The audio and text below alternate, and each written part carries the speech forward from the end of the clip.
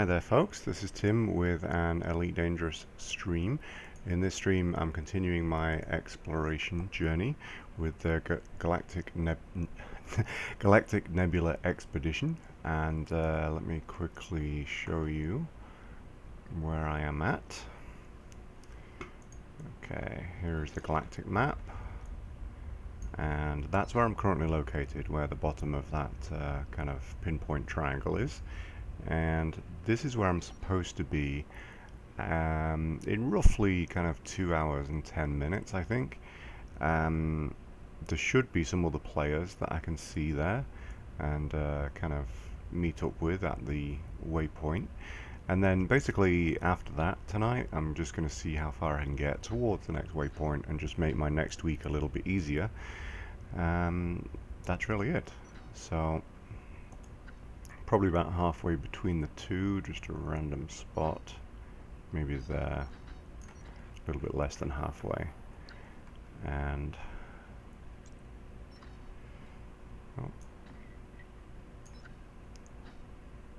okay, there we go, 971 light years for this little run. Now I am going to be watching the Formula 1 race on a third screen, so there might be times when I talk about that, and also I have been at a party all day, didn't really get to eat properly, so I'm actually going to eat as well, but I will mute my mic when I do that.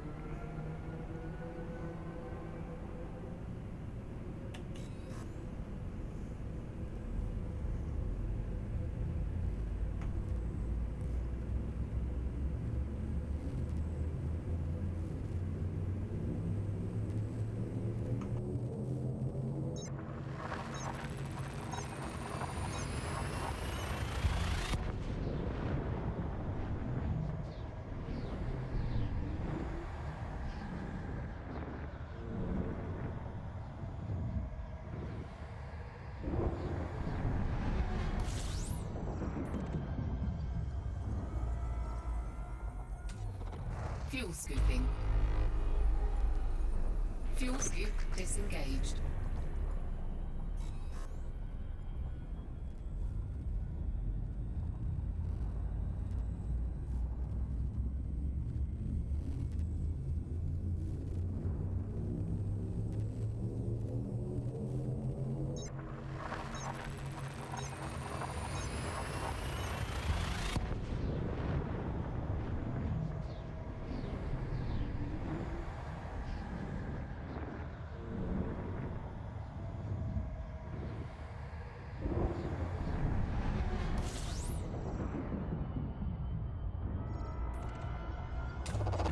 Fuel scooping.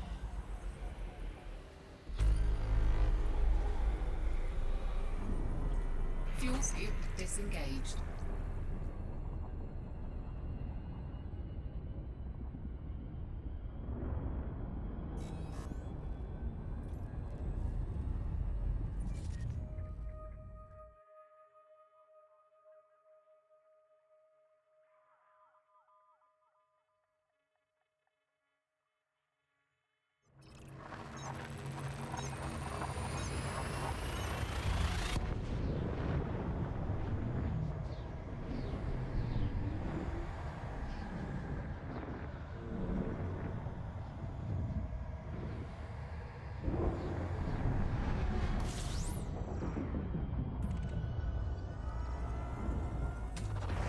Fuel scooping.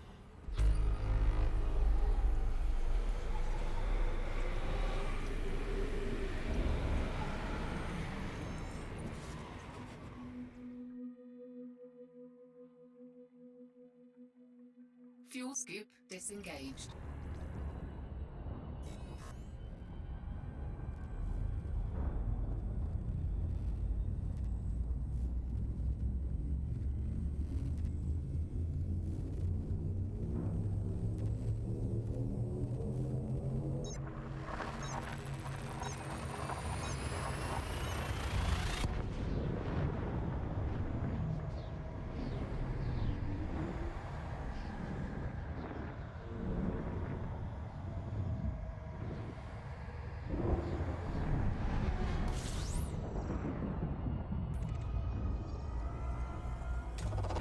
Fuel scooping.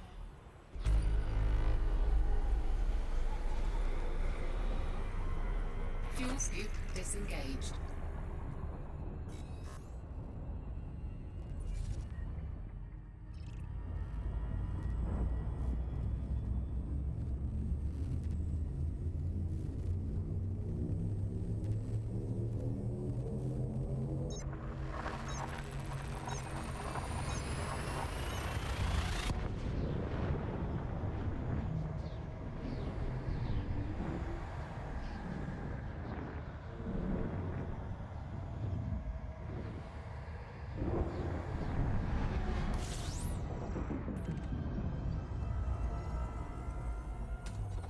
Fuel scooping. Fuel scoop disengaged.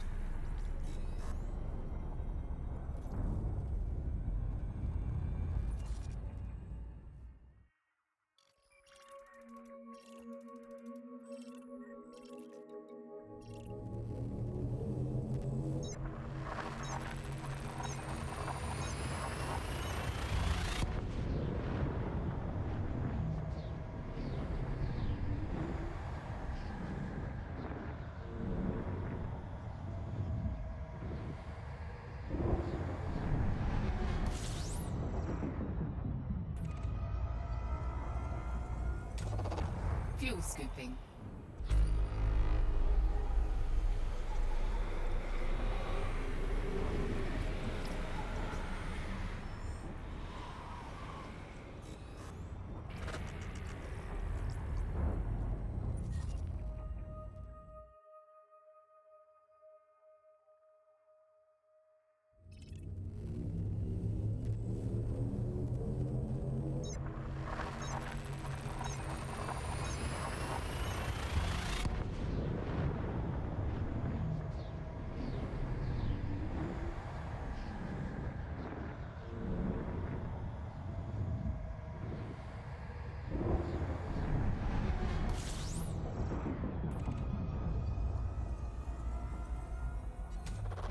Fuel scooping.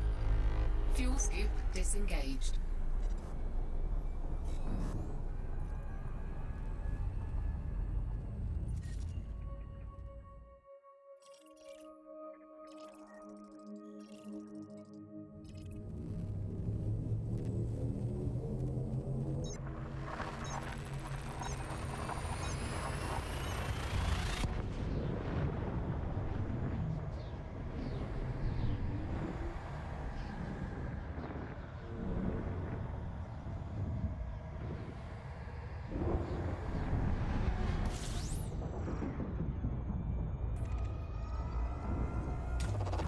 Fuel scooping.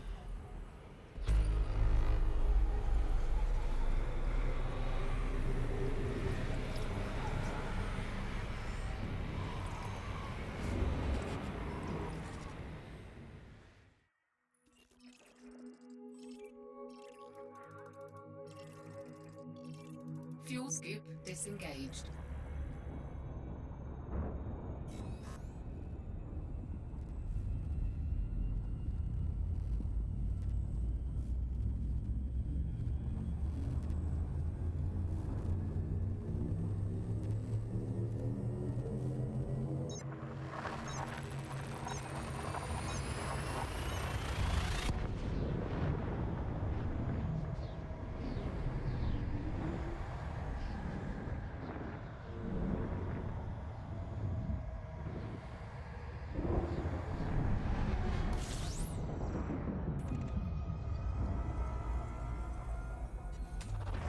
Fuel scooping.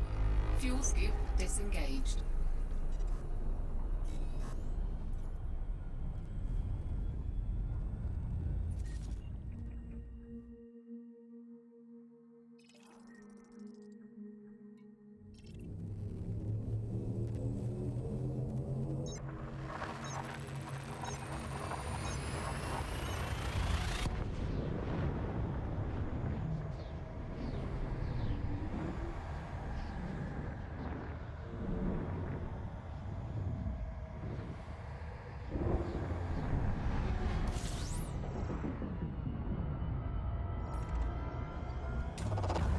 Fuel scooping.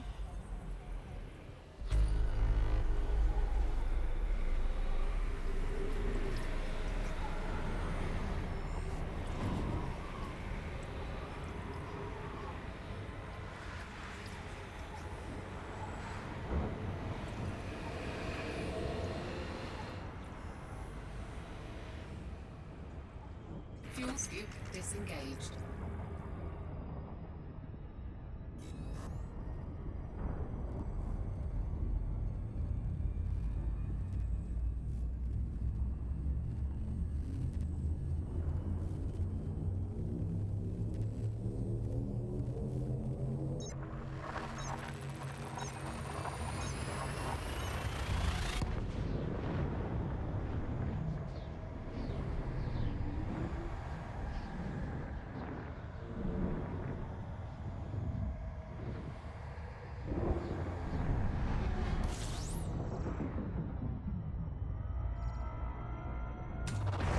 Fuel scooping.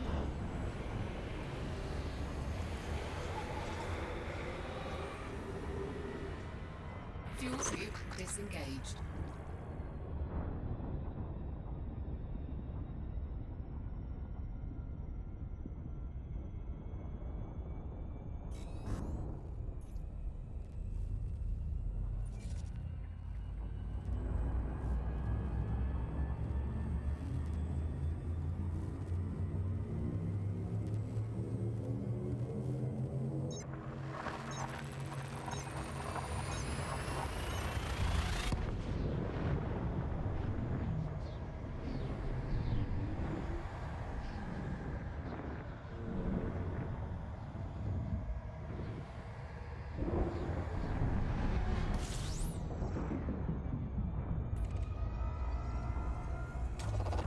Fuel scooping.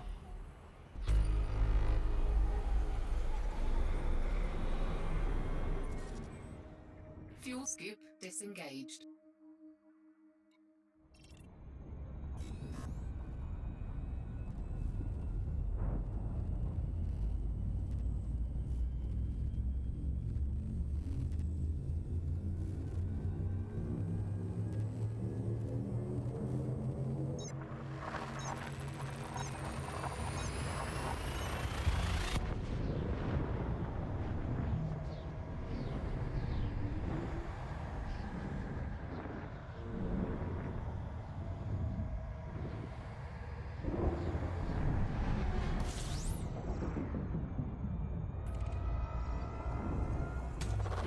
Fuel scooping.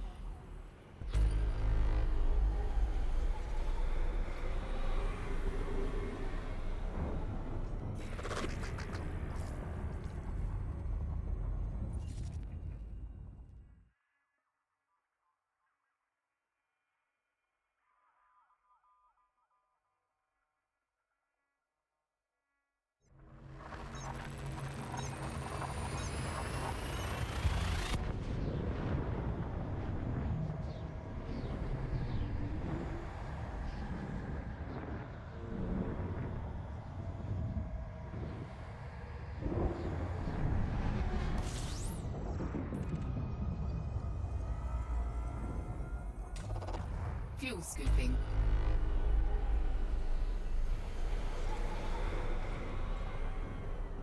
Fuel scoop disengaged.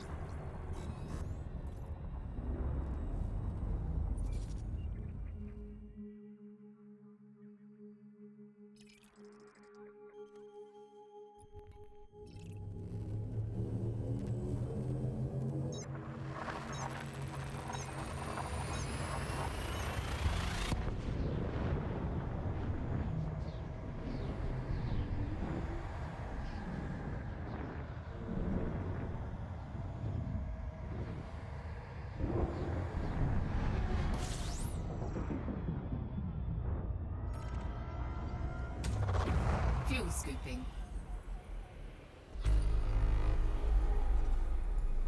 Fuel scoop disengaged.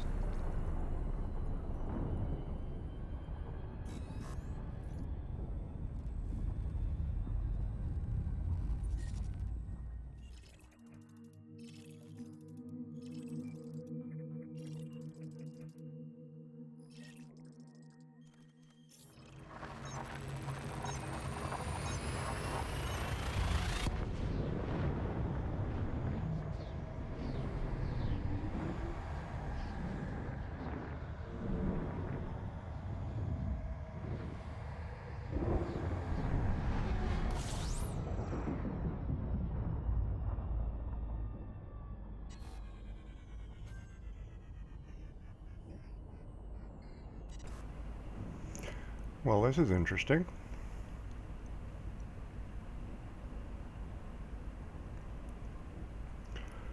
So I have to assume that that is some kind of graphical bug, because it sure as hell better not be my graphics card dying.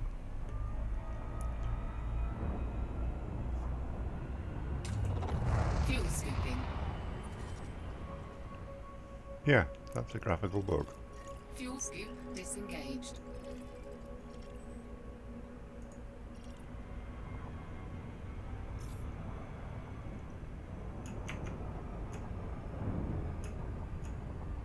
Yeah, it's literally just with the game, nothing else.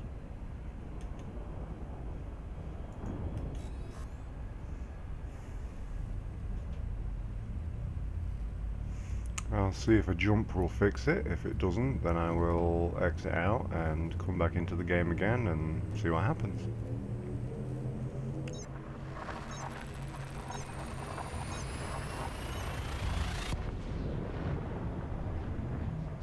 There we go. Interesting.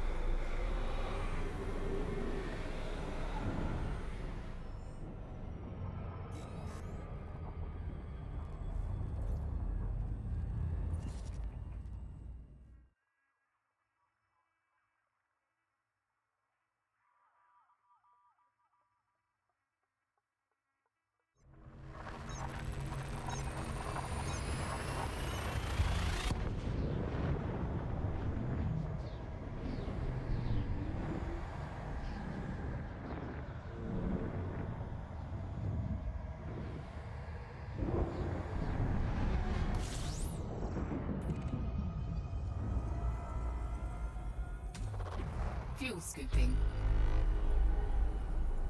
Fuel scoop disengaged.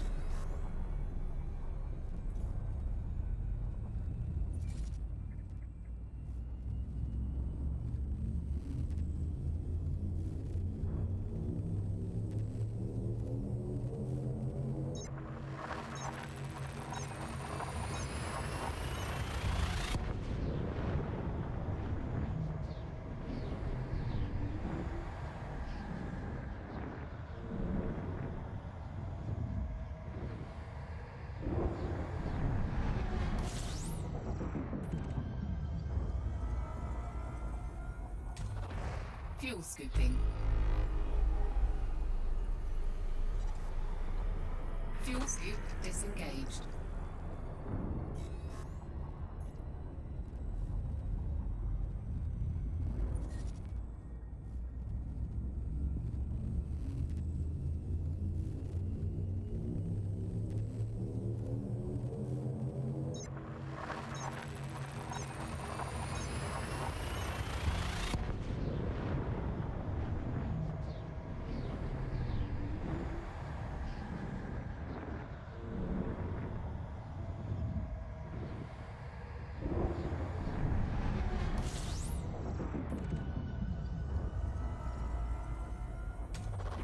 Fuel scooping.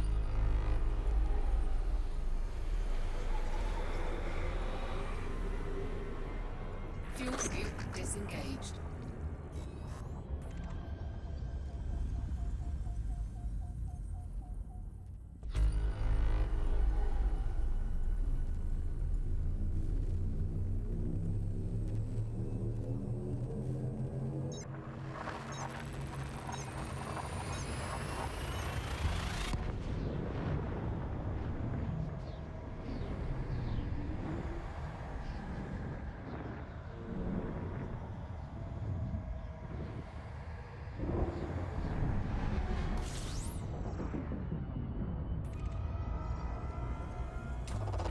Fuel scooping.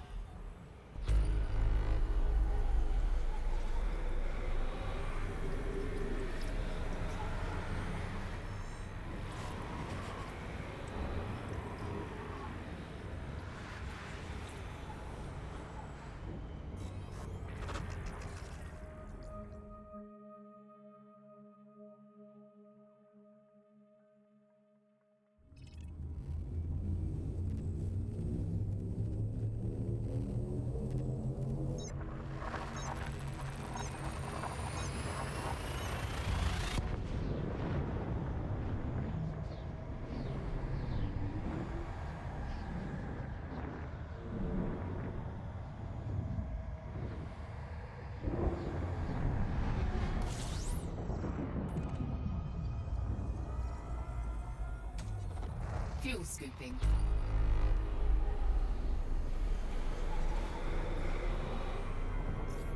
Fuel scoop disengaged.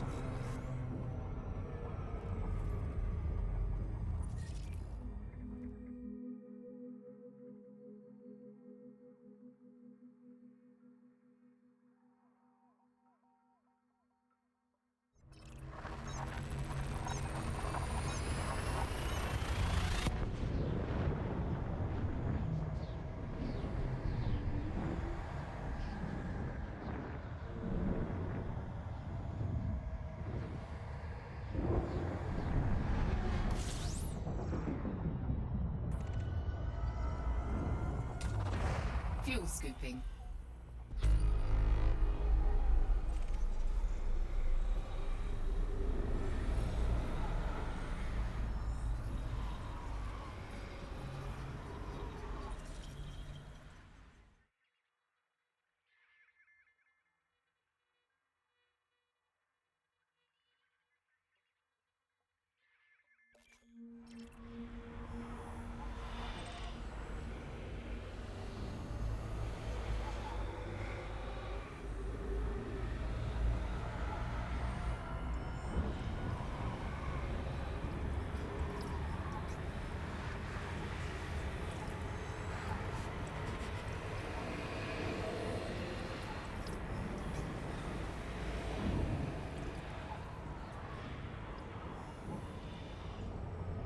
Fuel scoop disengaged.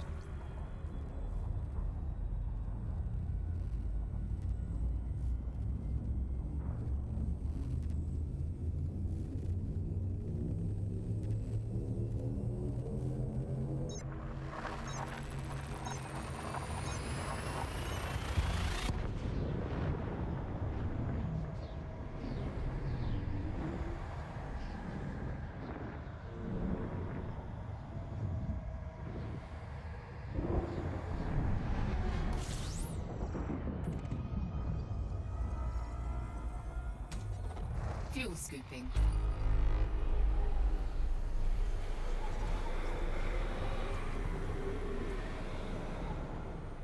Fuel scoop disengaged.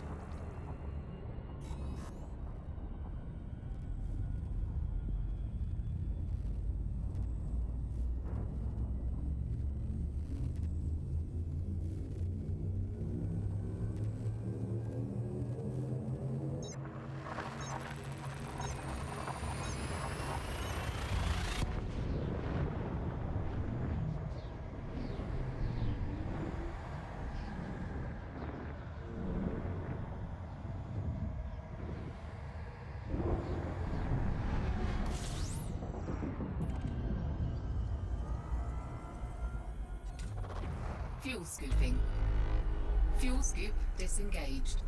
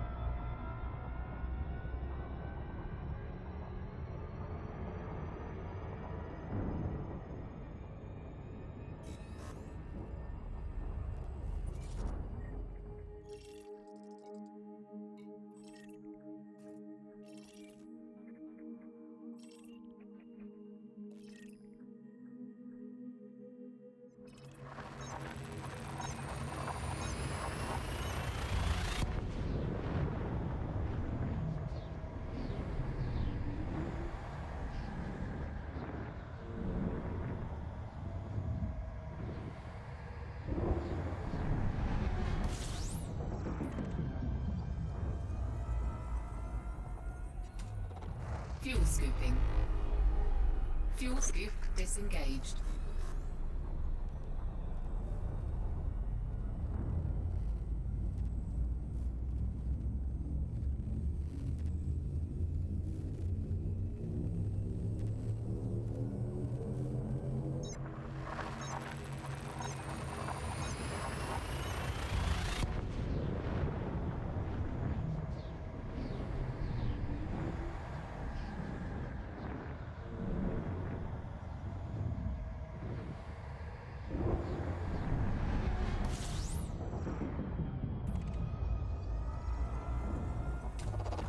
Fuel scooping. Fuel scoop disengaged.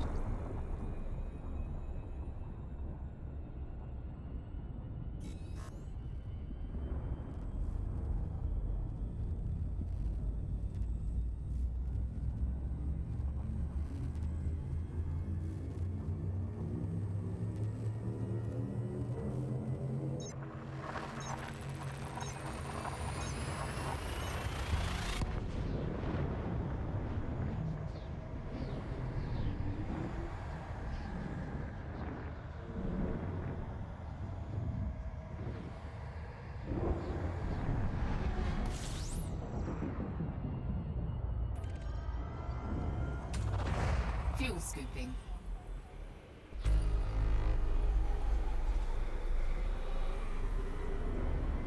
Fuel scoop disengaged.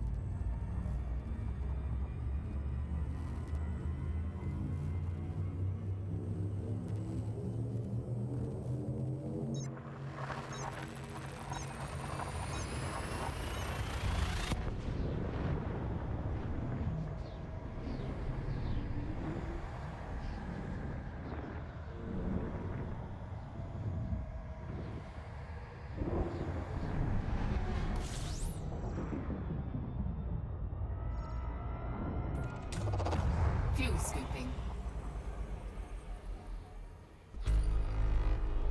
Fuel scoop disengaged.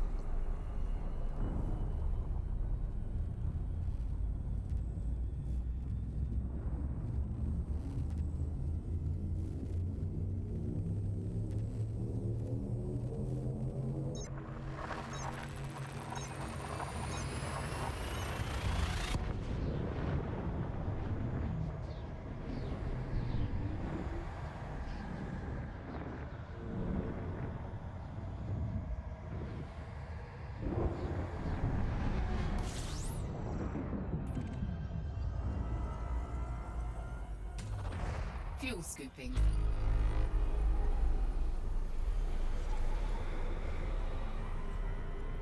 Fuel scoop disengaged.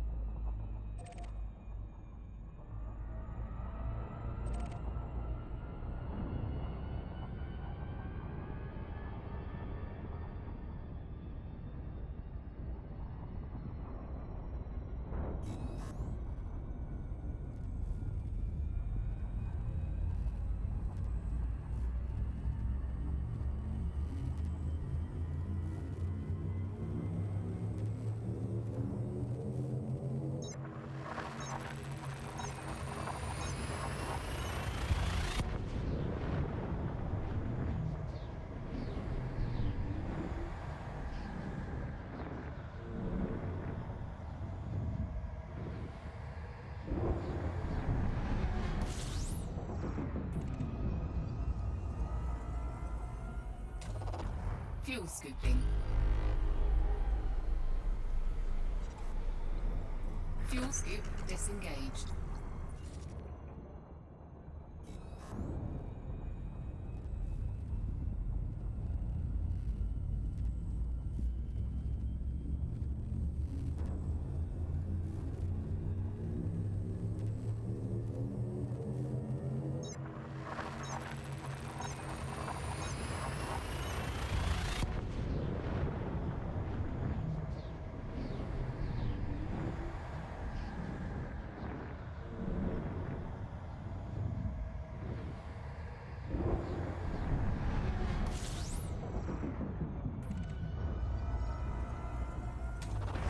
Fuel scooping.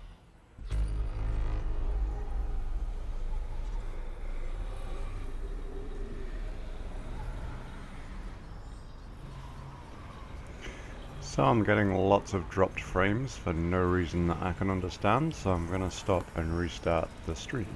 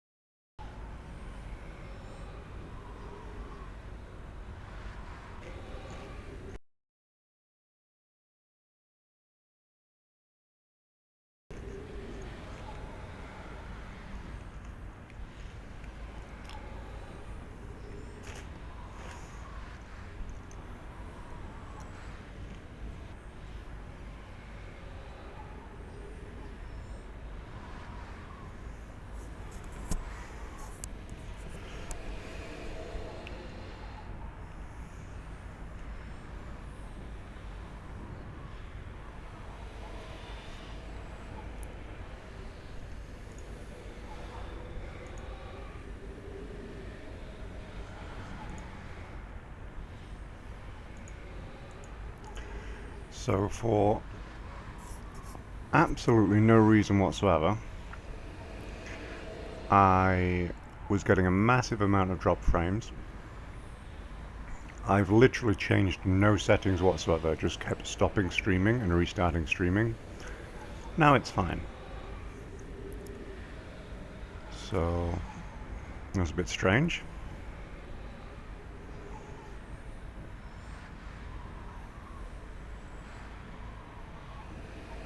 While I'm here though, I may as well continue to refuel.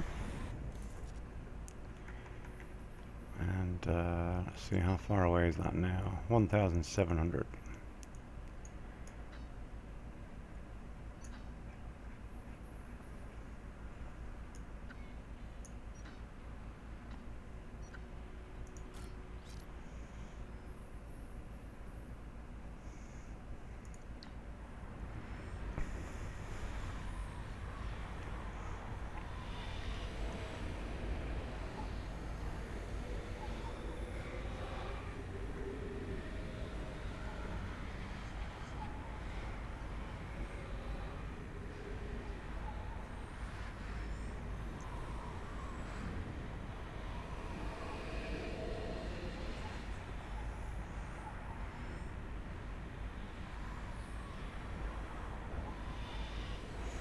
Okay, while this is refueling, I'm just going to go get myself a drink, and I'll be back in like a minute.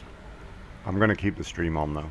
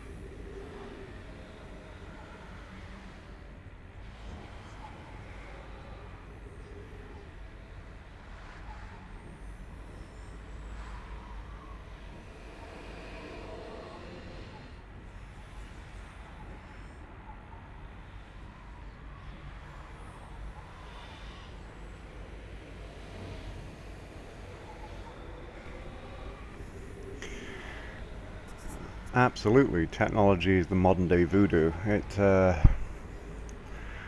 absolutely no reason for anything that it was doing, and yeah, just seemed like all it wanted to do was just annoy the hell out of me. It gave me an opportunity to stop and refuel though, so whatever.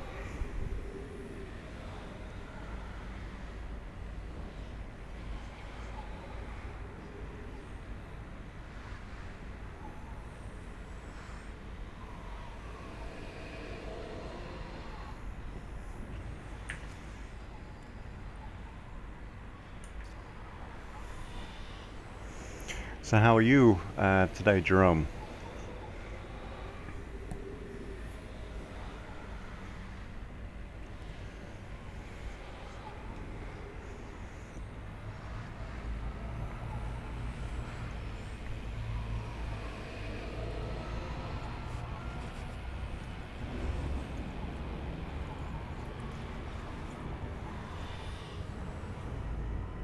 Fuel scoop disengaged.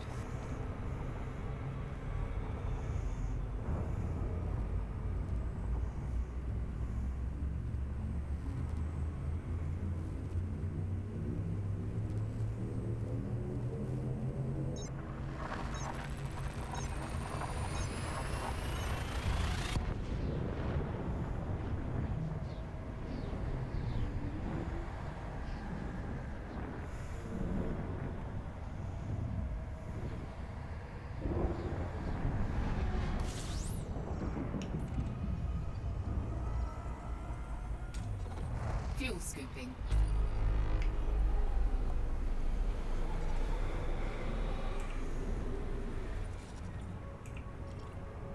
scoop disengaged. Yeah, I didn't have time today to edit together a highlight stream of last night's. Had a kid's birthday party and stuff, which was good. Kids were actually well behaved, which is always nice. You know, even though I think every single parent on the planet goes through it, you always hate when you have to look like a complete maniac shouting at your kid to stop doing something that you've told them not to do like 10,000 times. So yeah, I didn't really have to do much of that, so that's always a positive evening. Fuel scooping. Fuel scoop disengaged. But yeah, I just didn't have time today to edit down last night. But I'm glad you saw it. There wasn't really much kind of on it from what I could see. Just a lot of jumping and a lot of stars.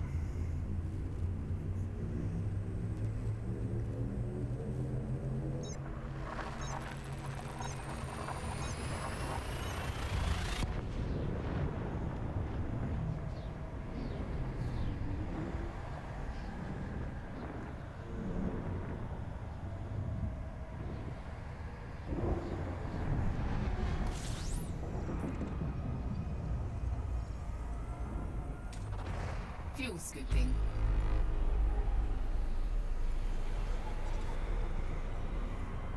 Fuel scoop disengaged.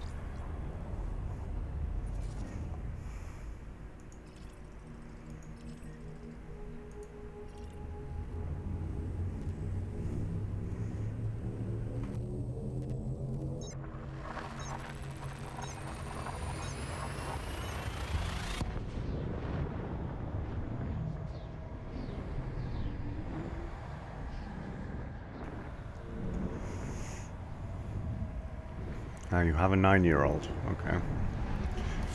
Yeah, I have a 2-year-old that's mine, Fuel scooping. a 5-year-old that's mine, and a 6-year-old that is my nephew that we took in, and Fuel scoop disengaged. really, like, my 2 girls are kind of used to me and everything. But my nephew's been living with us coming up on 2 years now, actually. And his only real issue is kind of impulse control. You know, he knows right from wrong and stuff like that, but if he has the impulse to go and kind of like jump at the top of the stairs or something like that, which has ended up in him falling down the stairs twice, then it's like there's no thought in his head that it's not a good idea, or before that thought that it's not a good idea has chance to actually process within his mind, he's already done it. So he makes life interesting. Fuel scooping. I think that's like from what I can tell, boys seem to be Disengaged. a little bit more likely to be that way than girls. But having not been around or been a father figure for his first 4 years of life, it's still kind of hard to know what's like just him and what is something that kind of needs to be worked on.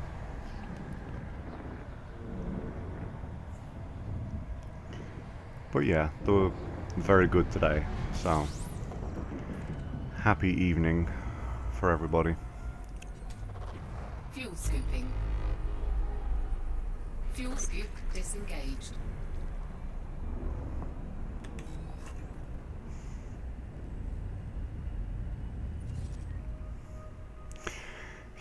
Yeah, he does think that he's invincible, for sure. Although he fell out of bed last month and managed to concuss himself falling out of bed. Like we were downstairs. We hadn't gone to bed yet, and like we heard this sound that literally just like almost sounded like something had exploded. You know, I went to like right upstairs to see what it was, and he was just kind of stood in the middle of his bedroom, looking a little bit kind of disorientated because, you know, obviously the lights were off, and he'd actually fallen while he was still asleep, so he didn't really know what the hell had happened. And just kind of went up there and said, you know, are you okay? And you know, he had like a mark on the side of his face, like on his cheek. And you know, I thought, well, you know, he must have fell out of bed and, you know, landed on a toy, because he doesn't clean up his room like he's always told to. And then the next day, he was at school, and you know, he had told the school nurse that he had a headache. So they basically said, you know, that they thought that he might have a concussion. We took him to the doctors, and yep, they think that he had a concussion too. And then, you know, we came back home, and we looked at the toys that were next to his bed, and he had this big monster truck that was like the wheelbase, like the space between the front and the rear wheels was probably about 10 inches. So this was a really big kind of hard plastic sort of monster truck that he had right next to his bed, and he'd actually broken the back of this toy with his face. So yeah, I mean, that'll probably concuss you, won't it? Fuel scooping. But you know, there's nothing to be done. Basically, all they could tell us was to try to not let a 6-year-old that thinks he's invincible and bangs his head at least 3 times a week, that he shouldn't bang his head anymore. It's kind of like, well, thanks for that. How the hell, apart from wrapping the kid in like bubble wrap, are we supposed to stop him from being who he obviously is? So yeah.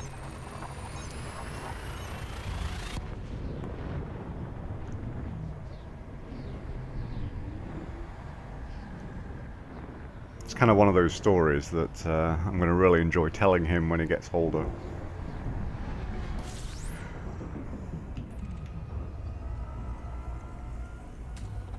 Fuel scooping.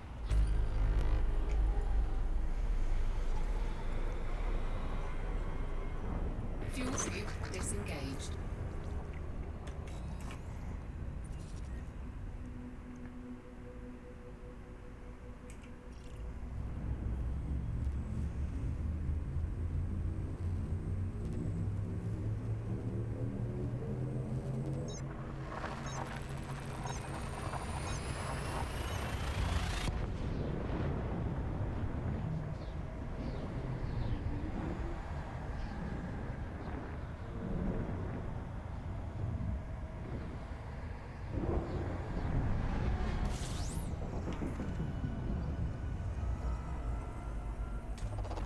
Fuel scooping.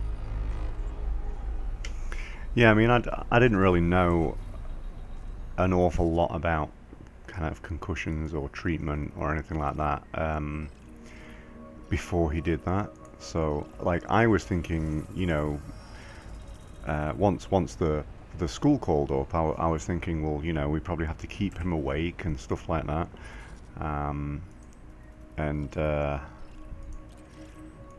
that they would do some kind of treatment.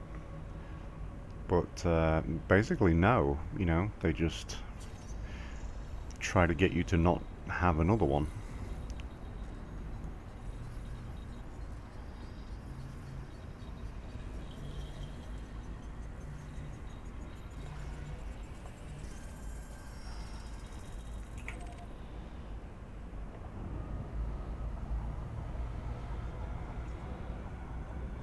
Fuel scoop disengaged.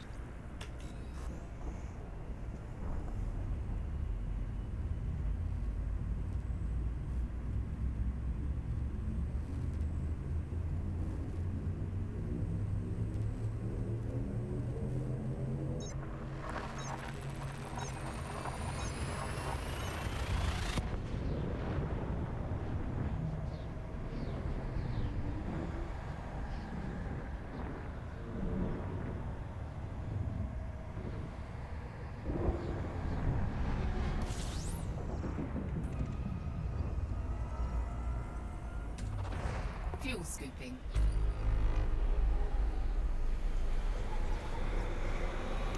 I think I'm actually doing okay right now, as far as catching the rest of Fuel scoop disengaged. the expedition.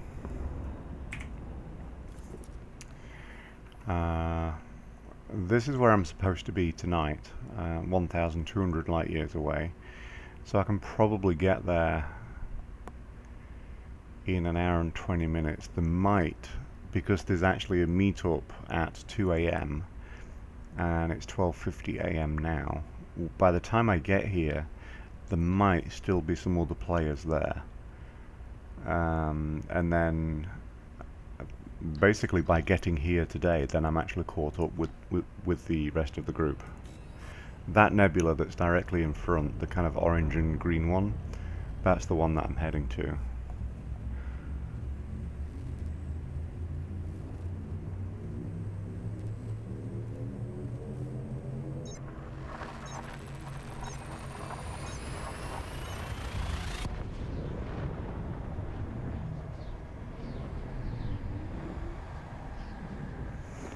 I don't feel like I really streamed for almost 2 weeks too, so it's really not been that difficult to catch up. Fuel scooping.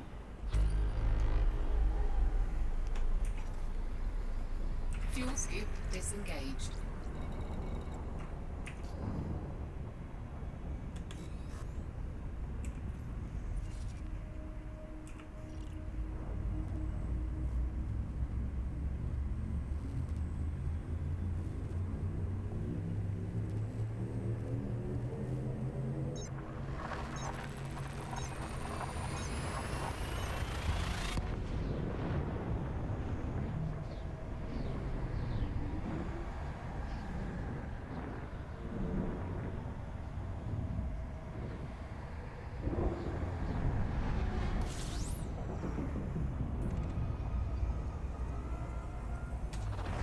Fuel scooping.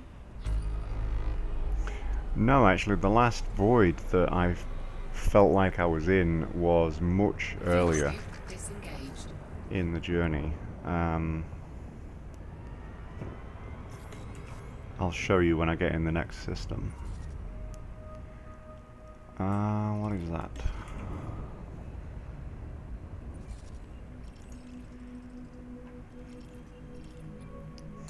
I think it's a large water world.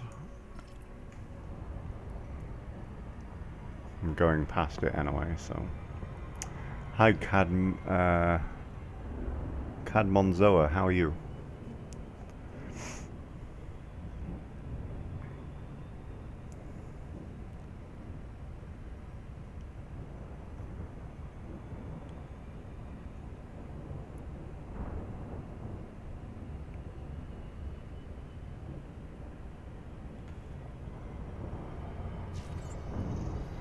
Alright, so while that is scanning, so the last void I felt like I was in with stars was actually about here. If you notice, it gets a little bit kind of darker right around there, and it actually seemed like this area here, there was a few less stars that were a little bit further apart, because this is obviously a spiral arm, and then this here is between the spiral arms, so this is a darker region. And when I was right here, I was between this darker region and this area here that seems to extend the darker region in. So this was actually an area that I found a little bit tricky, but still, you know, it wasn't too bad. So yeah, that was a water world. You can see the scan result at the bottom left.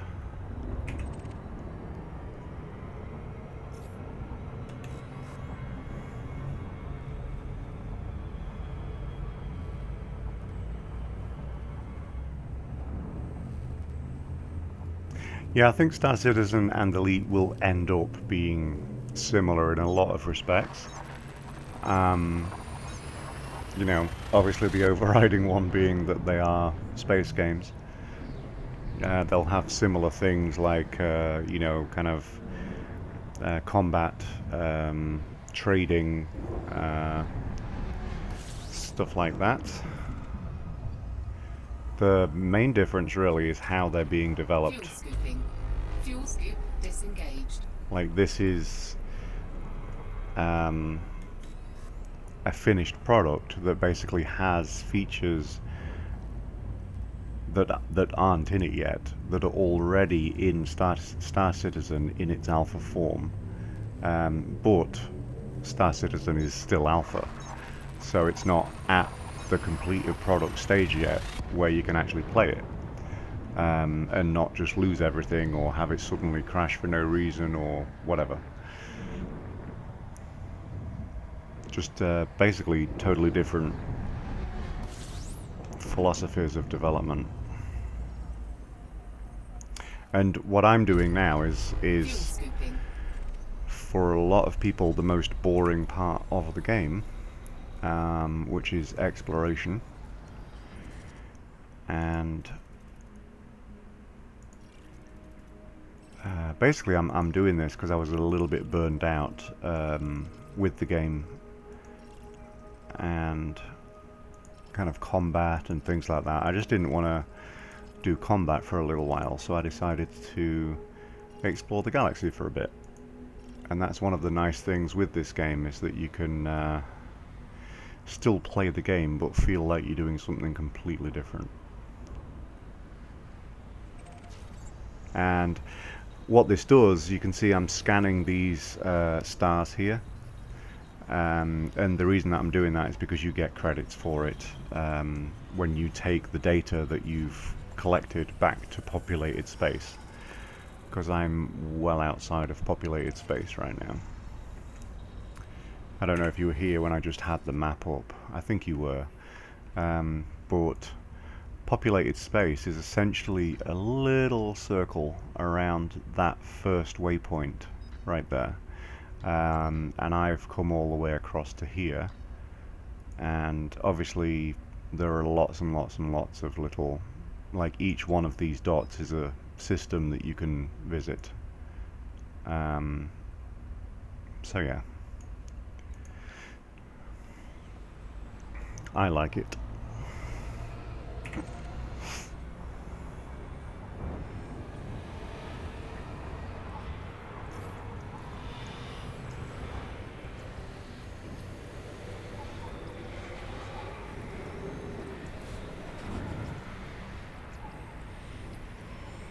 And what I'm doing now, when you see it says fuel scoop active,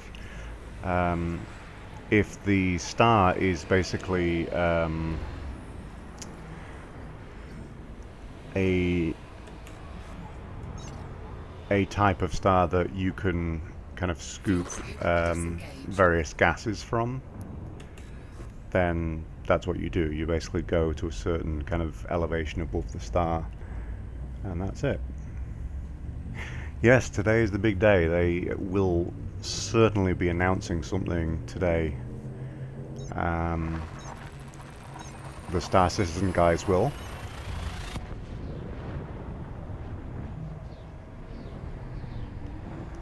Quite excited to see what they're going to show, whether it's something that they're announcing for the kind of the far future, kind of 3.5 or something like that, you know, or whether they're going to say, you know, Star Marine is available right now, go download it. Or, you know, they could be previewing 3.0 or whatever. But I'm actually in a really good mindset with Star Citizen, in that pretty much anything that they could say right now will get me quite excited, because it all still feels fairly fresh and new to me right now.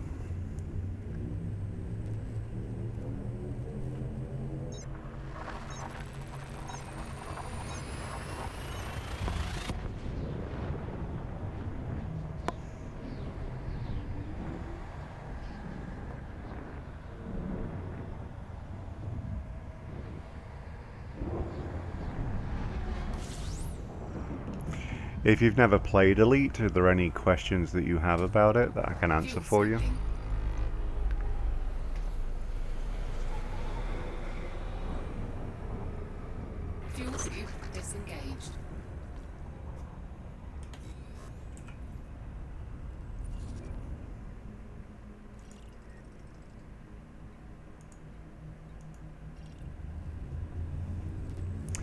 Oh yeah, you know, with the timing, maybe they should be actually showing Squadron 42 about now. It really does seem like they're getting pretty tight on that deadline that they haven't yet moved. You know, if they're going to delay Squadron 42, this is the time to do it. You know, they need to show something spectacular that's coming in the future and then Fuel say, scooping. but unfortunately, Squadron 42 isn't going to make the release, the date that we had previously announced.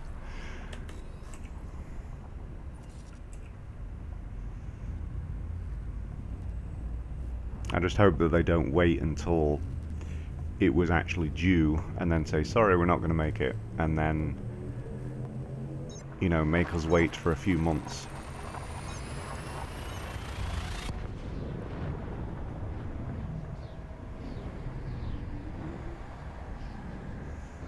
You know, and I know that often in software development you don't get an awful lot of notice that something isn't going to make it, or that something isn't working, so it's not going to make it. But Fuel scooping. if they have any kind of, like if they're less than Fuel scoop disengaged. 75 to 80% sure that it's kind of ready, then they should say that they're going to miss the date and just give themselves a month or two. And that will annoy every other customer except for me when they do it.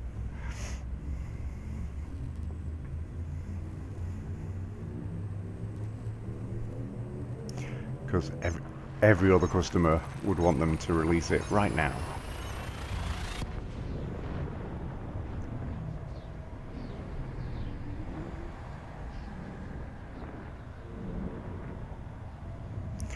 I'm watching the Japanese Grand Prix, the Formula One race, on another screen. It's on Fuel scooping. NBCSN, and it seems like it's been a kind of a boring race so far.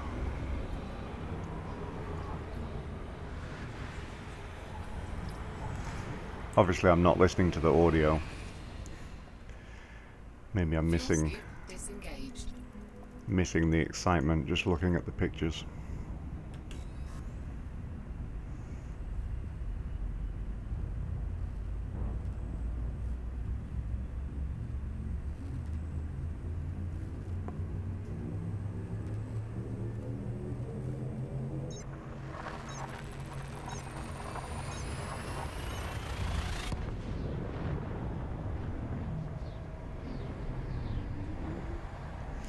Yeah, I really like the actors that they've hired too.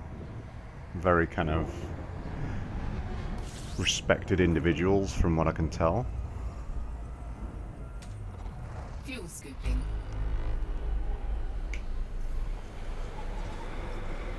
And I like that they haven't really spoiled the story in any way. It seems like they've been really careful on that. Fuel scoop disengaged.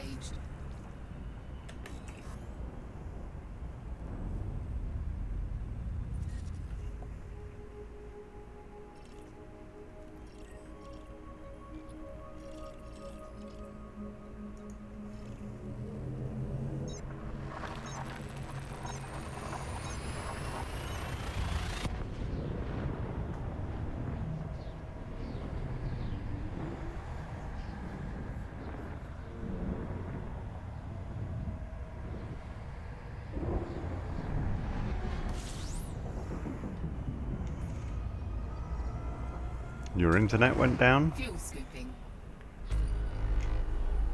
Fuel scoop disengaged. I saw you say that you're on the East Coast. Could that be related to the hurricane in any way? I know you're a lot farther north. Well, not really. Depends where the ISP gets their feed.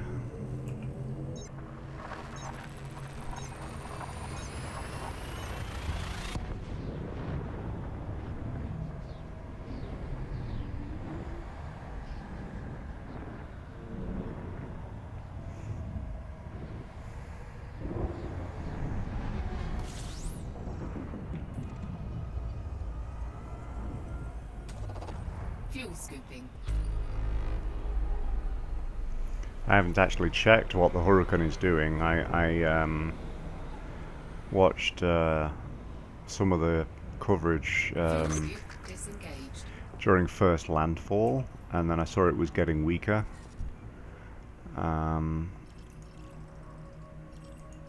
most people seem to be, you know, smart about it that I know, and kind of either left or were far enough away from the coast that they figured they would be okay.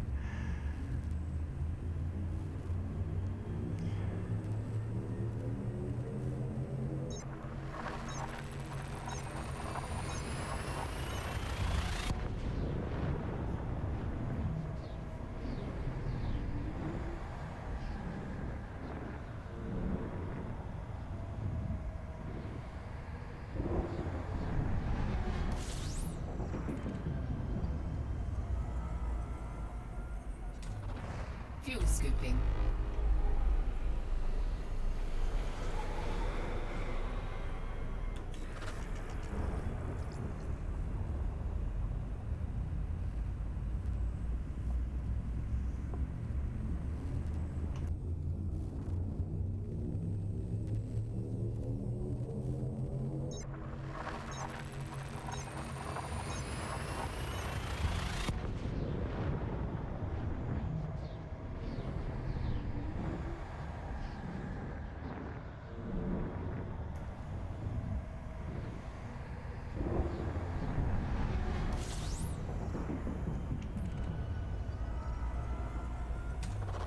Fuel scooping.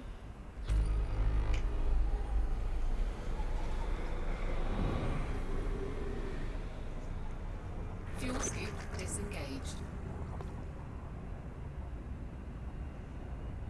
Okay, yeah. So kind of localized flooding, flash flooding and stuff like that from it. Whenever we get really heavy rain, we always get kind of flood warnings here.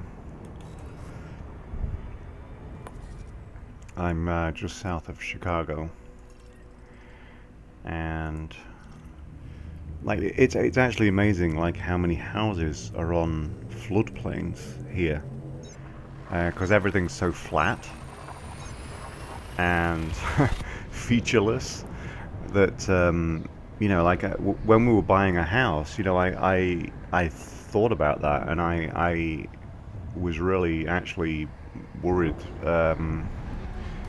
that we would be near one. So I did my research, and I managed to find Fuel scooping.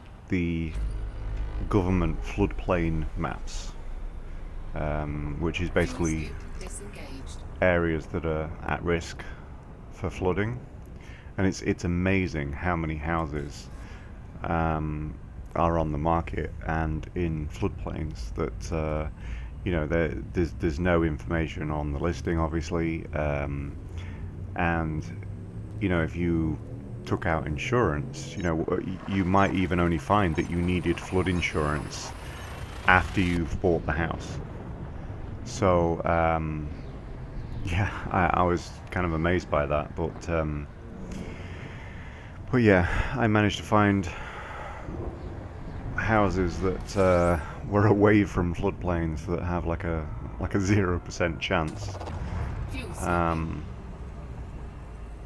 Of Fuel scoop disengaged. catastrophic flooding.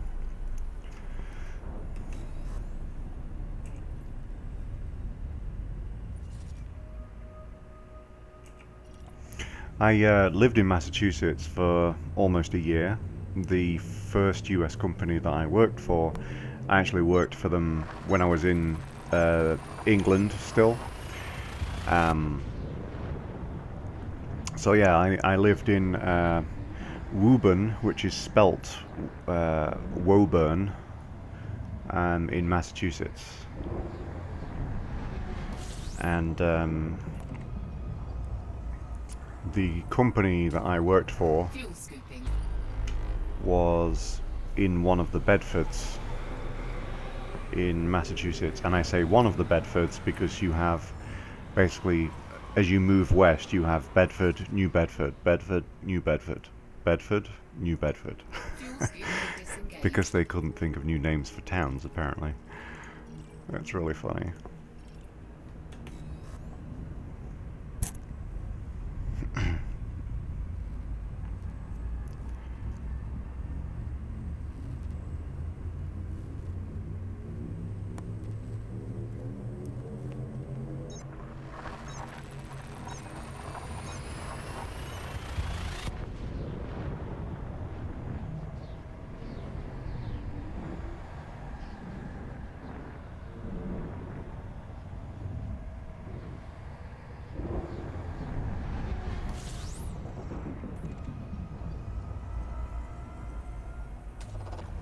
Fuel scooping.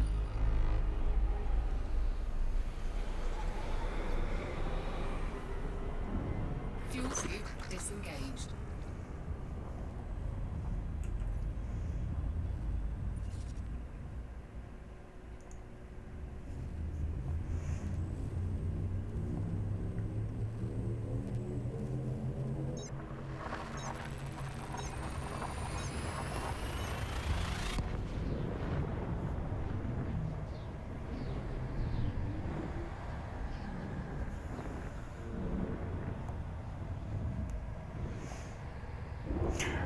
I really liked Boston a lot, and it's probably strange to say this, but Fuel scooping.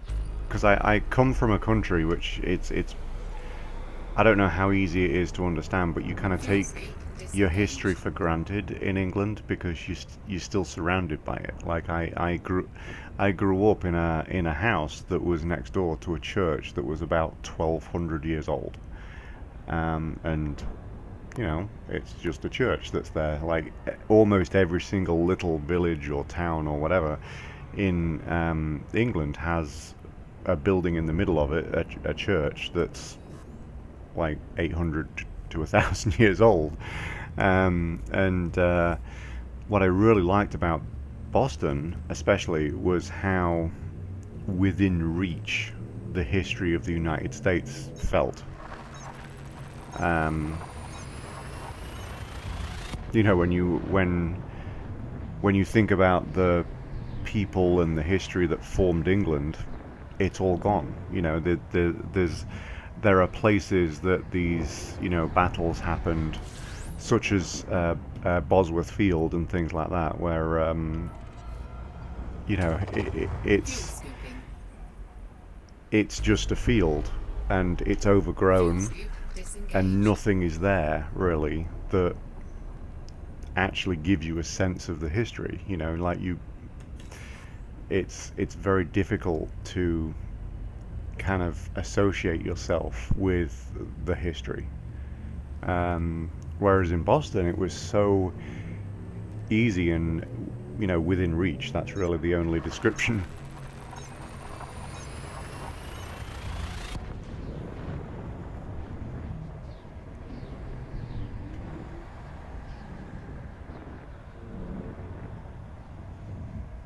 Yeah, I went to Salem.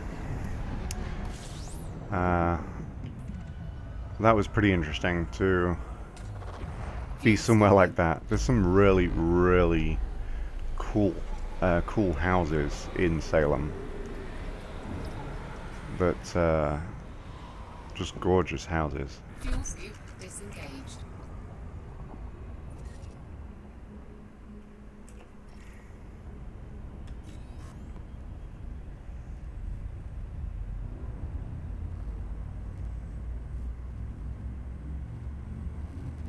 Oh, and I loved driving in Boston too. My wife hated it and actually got car sick, which is really funny. Um, she's she's from the Midwest and she's not used to having to turn a car around corners. So, you know, like basically whenever we were driving around Boston with all of the twists and turns and ups and downs, she would get car sick. And yeah, it was Fuel scooping. pretty interesting, really.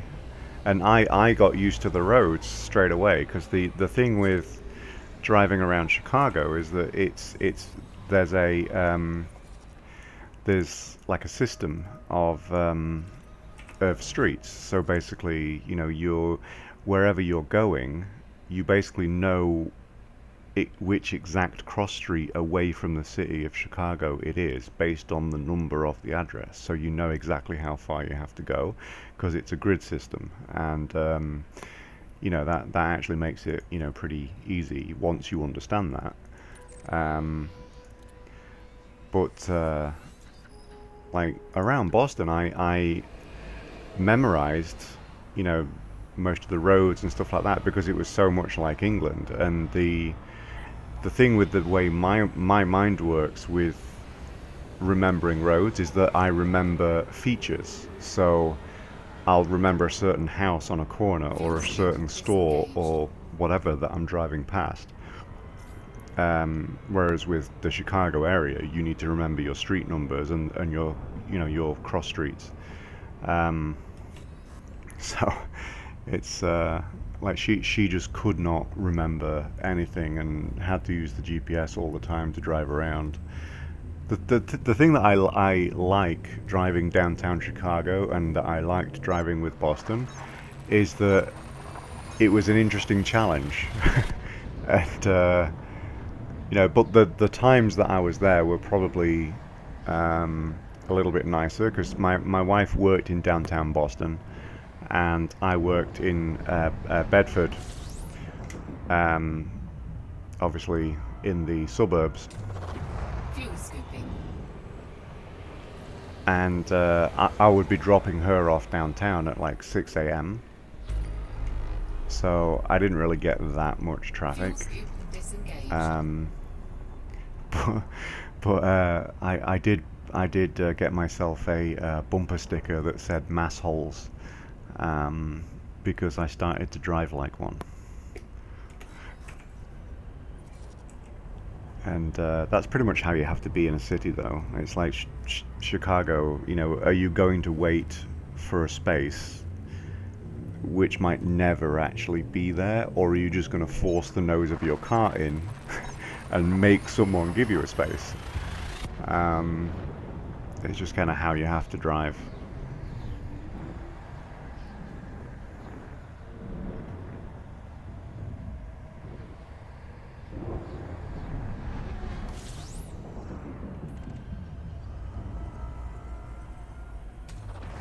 Fuel scooping.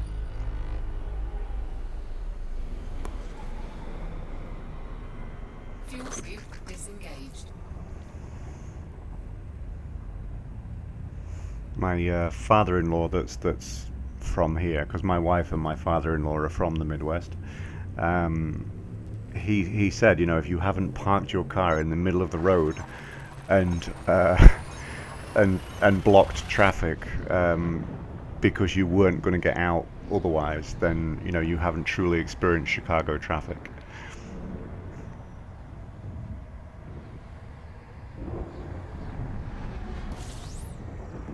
We did thankfully live downtown Chicago Fuel scooping. as well for a couple of years, so I'm quite glad that I actually know a lot of the streets because I walked them. There was a period where I wasn't kind of legal to work, so I had to actually wait for that approval for a few months, and I would walk my wife to work at 6 a.m. because she worked for the same company that she'd worked in Boston with. She worked for the same company in Chicago, and then I would literally walk around the city for 9 hours taking photos. So I know downtown Chicago very, very, very well. Probably better than a lot of people that have lived there their whole lives.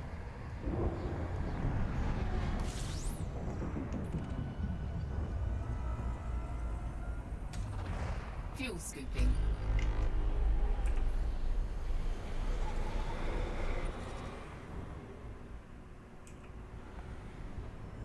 Fuel scoop disengaged.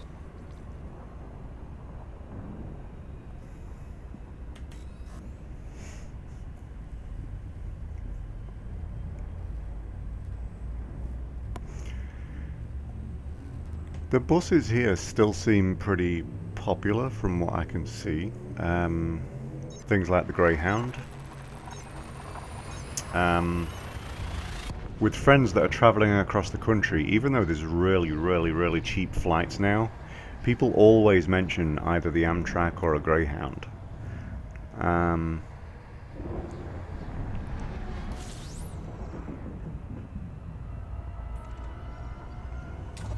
People seem to have a lot of patience with some stuff like that. Fuel scoop disengaged. Hello, Headborough Ant Farm. How are you? Again. This is 3 streams in a row.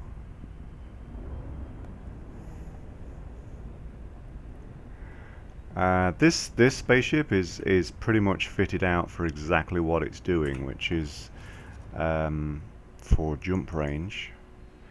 I have a 33 to 35 light year jump range, which means I'm at this star right now, and it allows me to bypass like this, you know, instead of going maybe this star, then this star, then this star to get to that kind of distance.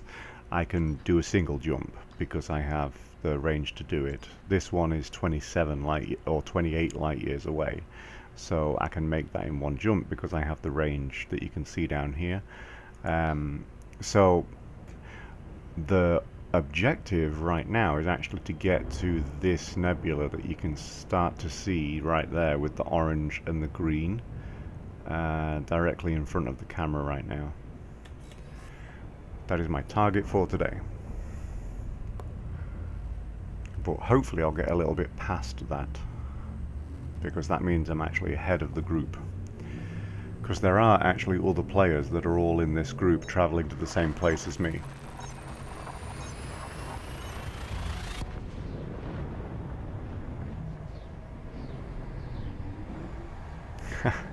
Yeah, I don't have a say in what time I get up either. The wedding I was at last weekend, I think I still woke up drunk on the Sunday morning. Fuel scooping. And that's because the kids didn't let me sleep past kind of 7:30 in the morning. So, but the nice thing about that is that I didn't have a hangover. I felt just a little bit tired, that's all.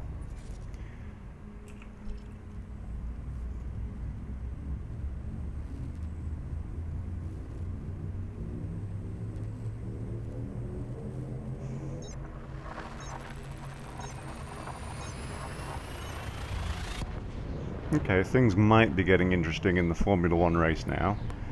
Looks like there's going to be a battle for second place that should be good to see. Although if you're mostly Americans, you might not watch it. Fuel scooping.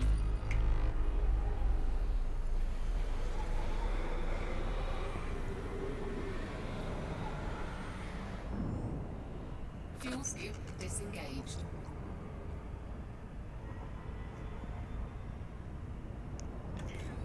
My wife once took a 22-hour train from Chicago to Boston. And then when she got there, she called me up and whined about it, so I flew her back. Because it's easier than hearing the whining.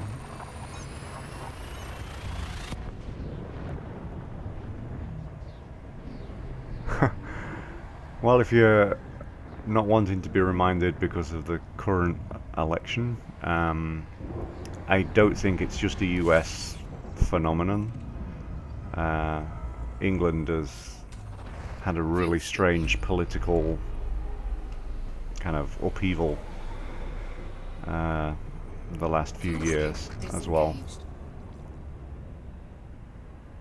And there's some figures kind of emerging in British politics that you wouldn't expect.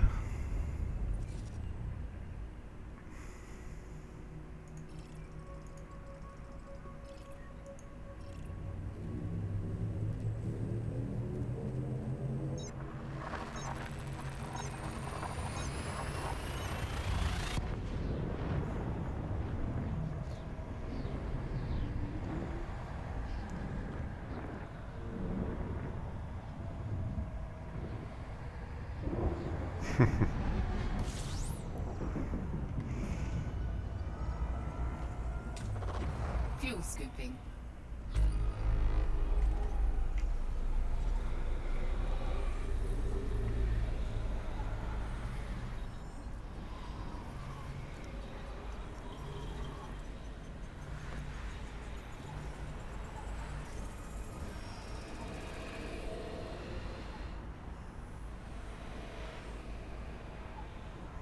Did I scan this system?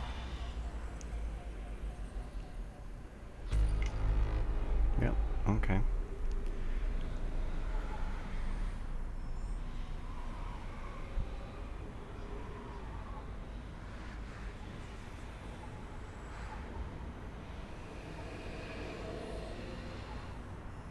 Just gonna refuel a little bit.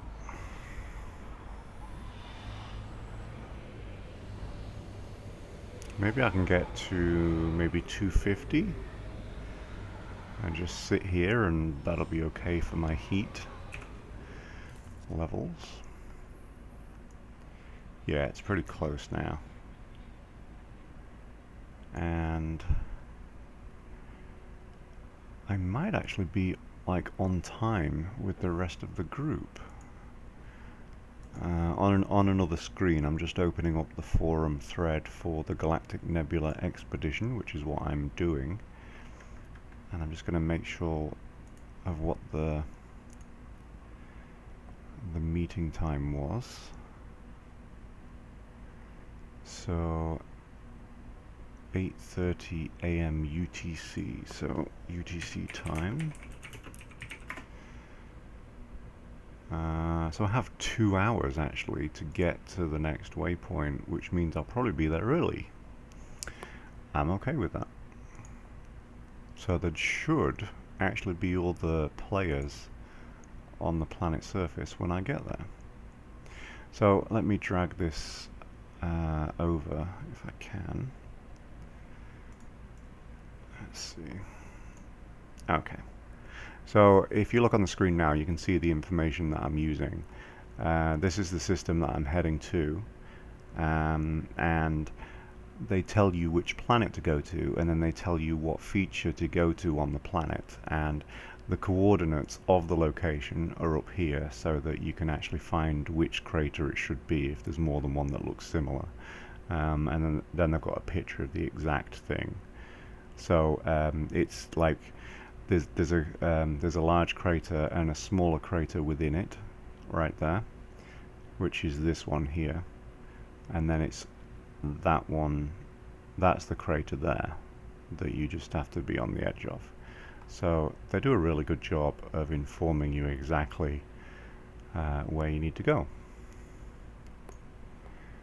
And like they organized all this for free, obviously.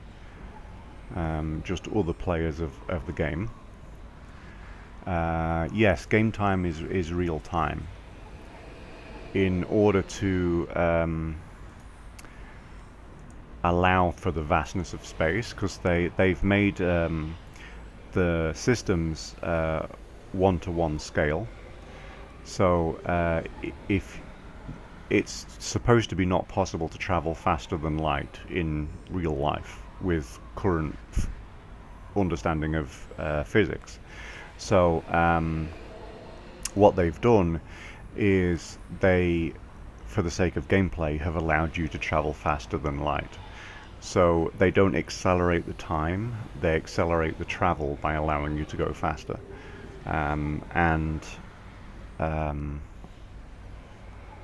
So yeah, it allows everybody to be on the same clock, essentially.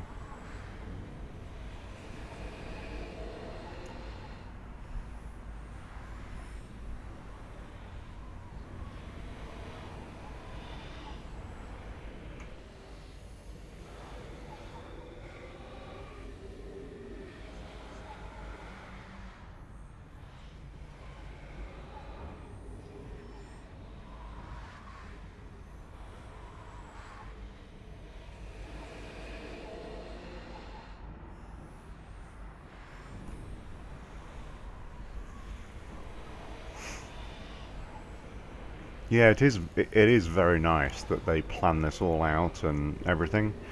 Um, and like I stream at times when there never seems to be anyone else online, kind of from the group. But I can switch into a different game mode in a moment and check if anyone else is in a different game mode.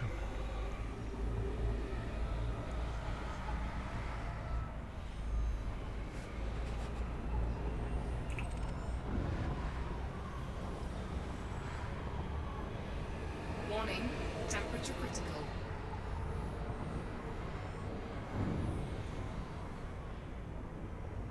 Fuel scoop disengaged.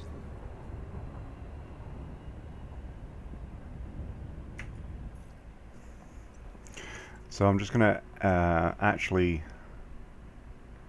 I am in danger. Okay.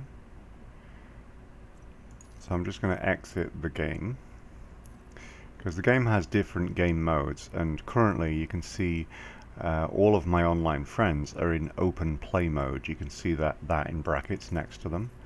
So if I go into open play mode as well, because what I've been playing in is the private group for the expedition that I'm actually doing, but if I go into open play,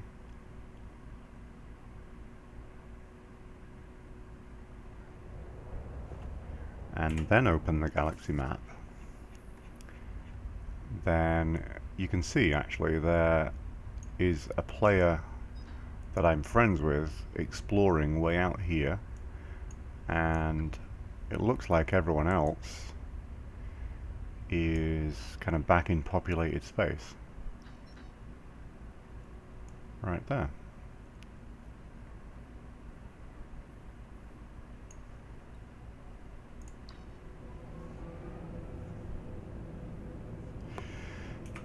Yeah, I would really like to have another commander slot or two so that if I didn't feel like exploring today, then I could go and do something else.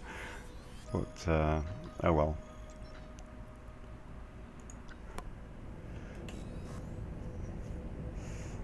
Hi, Andre, how are you?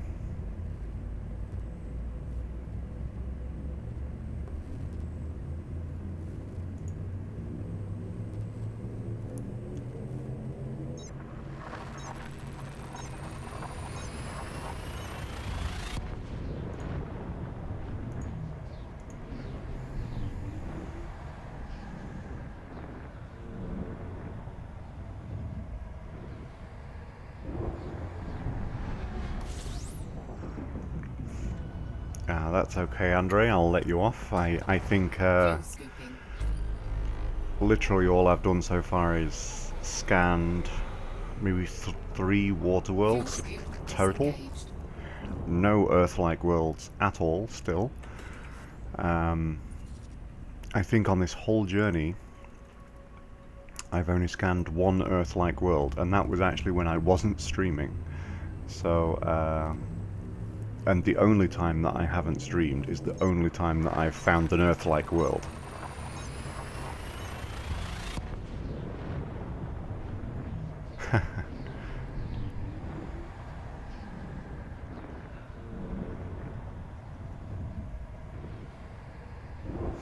Yeah, I am. I'm very, very close. Just 20 jumps, actually. Fuel scooping.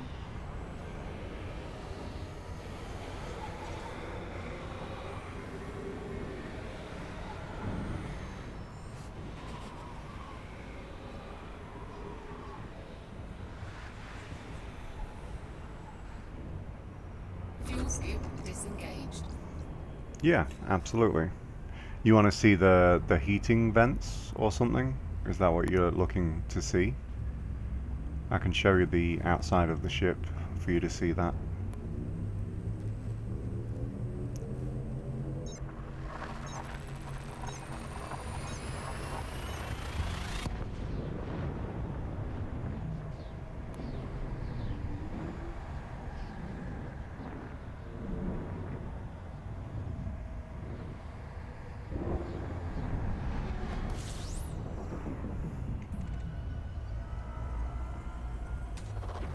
Fuel scooping.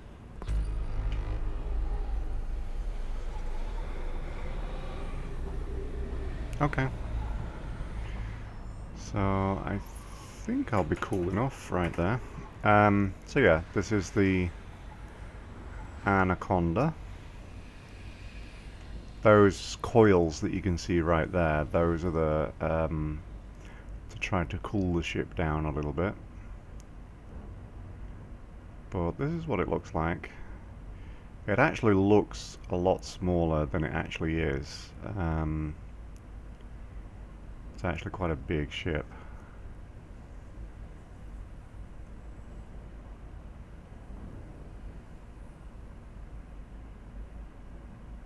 And I have a gold skin on it. And then I'm just going to flip it over so I have light on the bottom.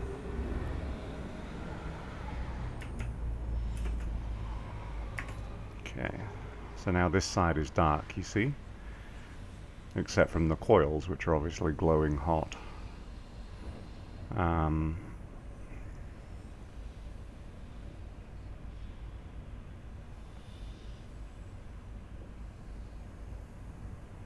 So yeah, this is the bottom.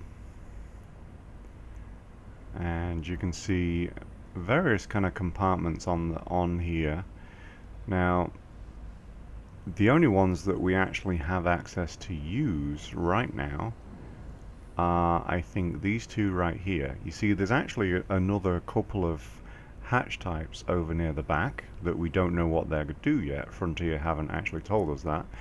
And there's another one right there that we don't know what it does yet. This one here is where the SRV, kind of the surface vehicle, comes out. And this one here is where your NPC controlled ship comes out. So I mean, they are planning to do a lot with this game. It's obviously just taking them a while. But yeah, this is the bottom. Let me show you the side with it upside down.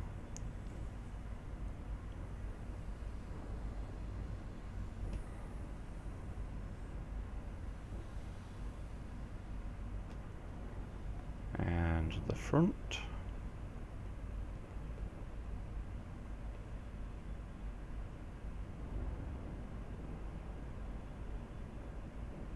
Yeah, there's actually a fantastic video. I think you'll have seen it. It's the one where a guy rendered with a white background all of the ship sizes.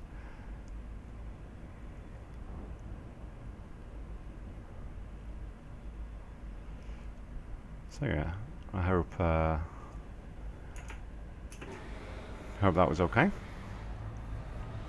And my fuel tank's nearly full. Or filled.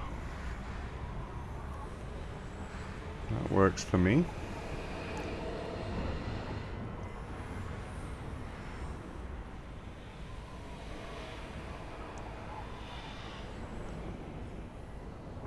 Fuel scoop disengaged. I'm actually going to find you guys that video because I think it was a really cool video.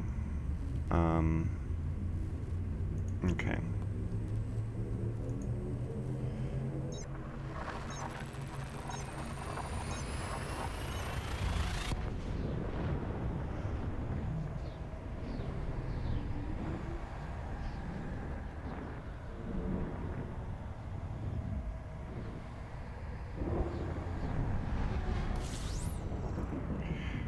Alright, so I'm not going to show you the full video because obviously this guy put a lot of work into this.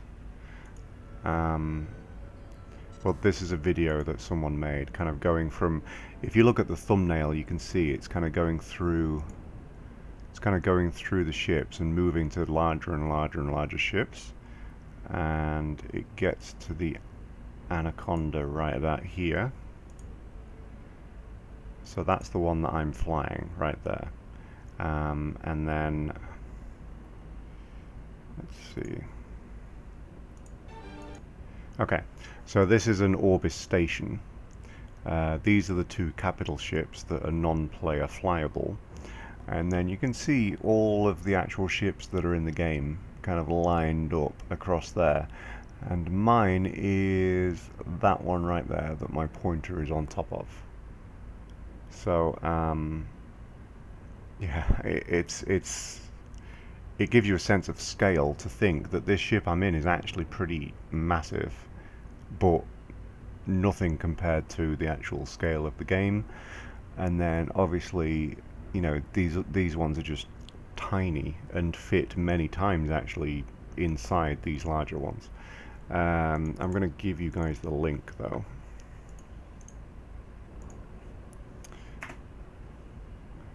There you go. Okay. Make sure you do watch that sometime, because that guy obviously put work into that, and he updates it with each patch as well. So the new ship that's coming in the next release is actually already in that video, because it's updated to Elite Dangerous 2.2.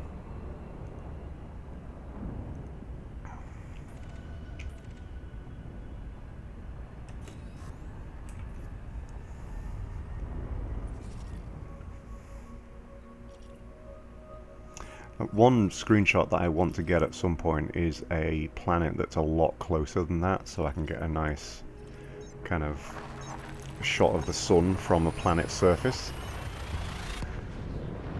But so far I've not got any closer than 6. I know there are a few planets that orbit well inside of that.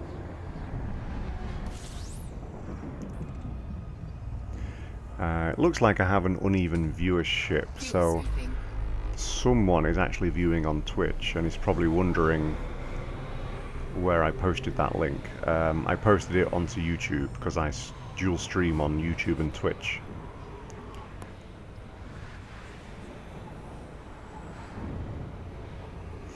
I have been trying for that screenshot the whole of this journey, certainly. I crashed into a planet trying to get that screenshot. So, yeah. Been trying for a while.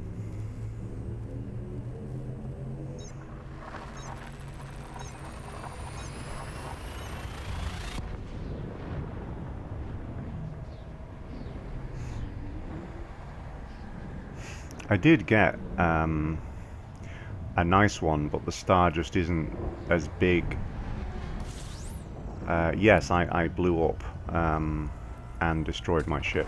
Fuel scooping. And I had to start over again. I was at the second waypoint of this expedition that I'm still on, and crashed into a planet's surface and had to start over. So this is the screenshot that I got, but I've seen it before where there are ones that are so close that kind of the whole of the sky is basically filled with star, and so that's what I'm hoping to capture, something better than this, but I'm quite happy with this so far. I did Photoshop the star, by the way, to make it blinding.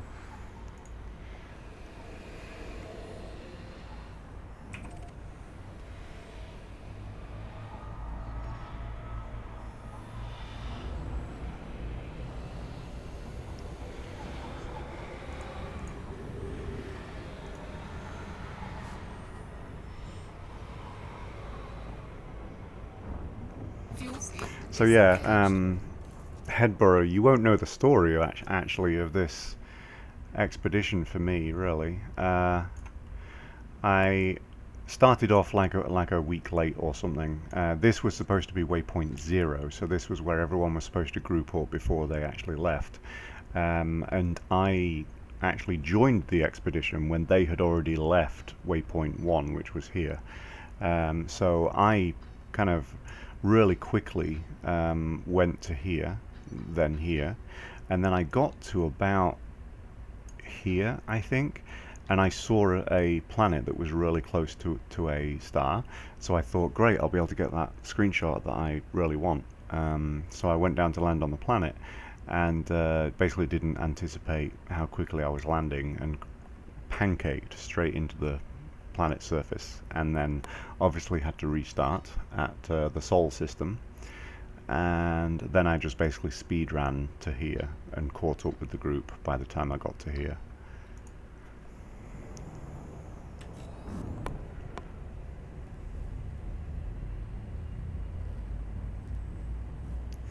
The shelf life to this game, it depends how much you have an issue with kind of grinding, and the thing with this game is that a lot of the grinding is totally optional.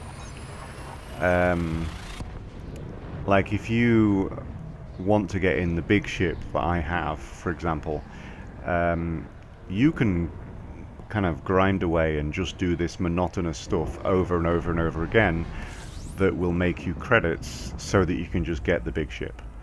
And then, you know, you'll be able to do everything that the big ship gives you. But then you've missed out on every bit of gameplay for the smaller ships. And you also didn't enjoy it either, because you were grinding. You know, you weren't experiencing the game how it's supposed to be played, stuff like that. And there are a fair few complaints about this game being that way. But in my opinion, it's mostly the players doing that to themselves. But saying that, you know, I'm on this expedition to get away from being burned out with the regular gameplay. So I started playing this game with the alpha release, which was 2014, I think. And I played it solidly up until about 2.5 months ago, and then started to get a little bit burned out at that point. And but like I was saying when you first came into the chat, I think the good thing about this game is that when you get burned out from doing one thing in this game, there are like 5 or 6 other completely different things that you can do. And that's actually why I'm out exploring. It's because it's totally different to everything else. So I mean, as far as shelf life, it's got whatever shelf life you really want to put on it, if that makes sense. The community are kind of split. In Star Citizen, I feel like it's a really kind of positive community, and that's because they don't have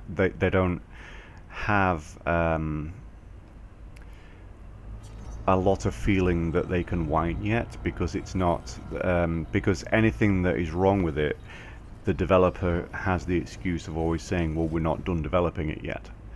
Whereas like I was saying, the different release philosophy of this game means that it is a finished product, and they're still adding to it, but it is a finished product. So people treat it that way, and you'll see a lot of whining, essentially, from people that want this or that or whatever. And they're not always wrong.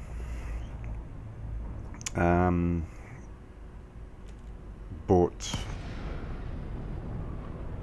because of the way that Frontier released this game, essentially saying that it's a complete product and then not having the features in it that a lot of people expect, that star's kind of ruining the screenshot with the glare.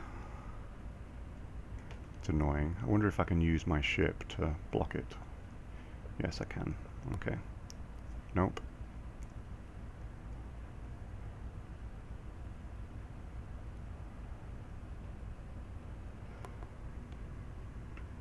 Okay, I'll just take a high resolution screenshot and then crop it.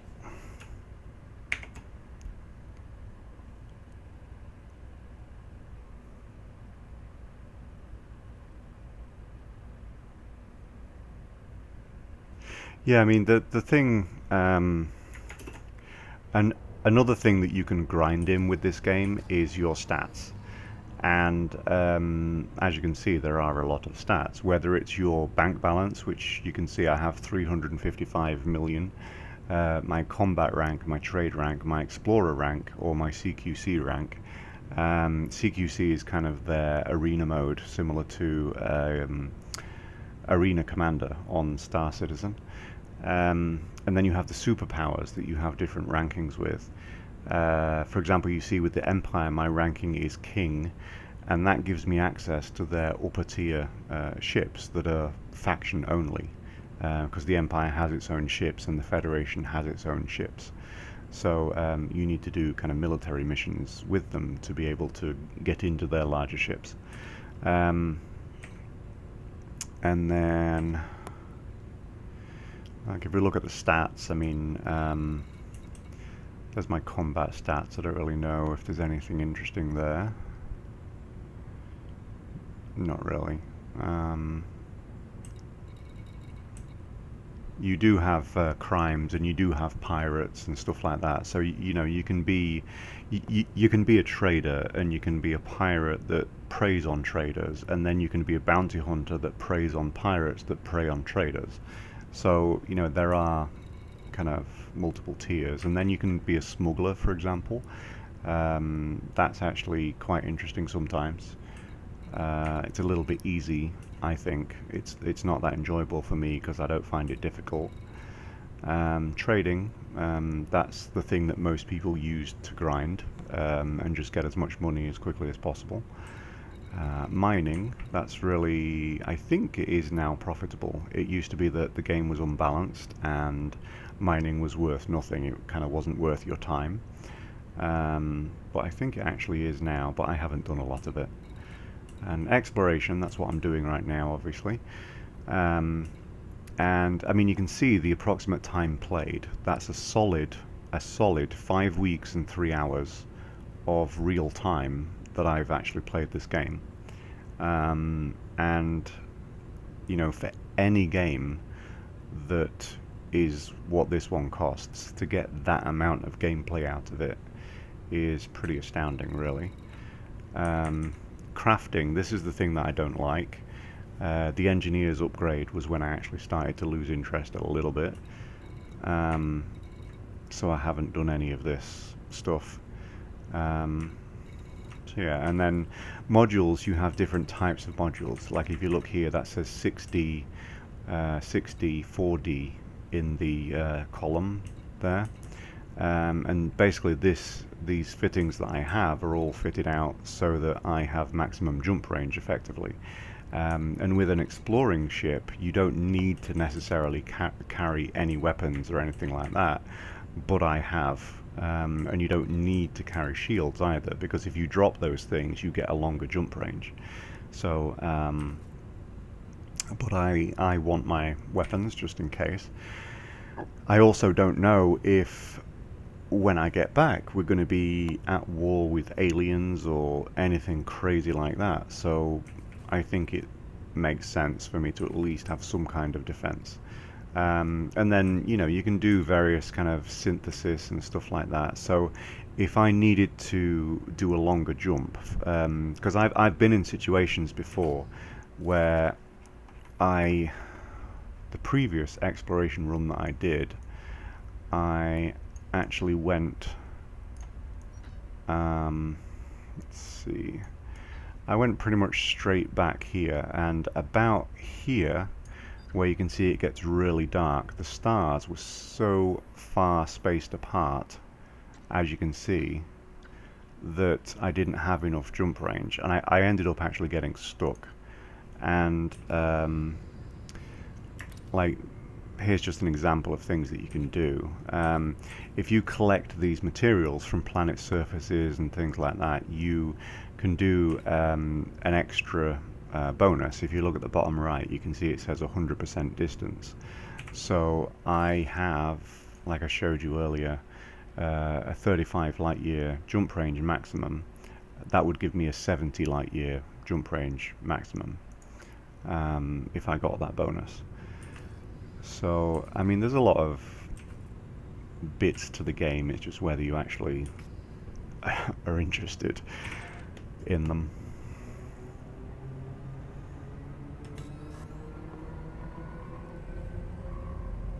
And like I was saying, the bit that I don't like, which is engineers, because it required you to collect so much of these little things when it first came out. They've actually made it a little bit easier because everybody complained.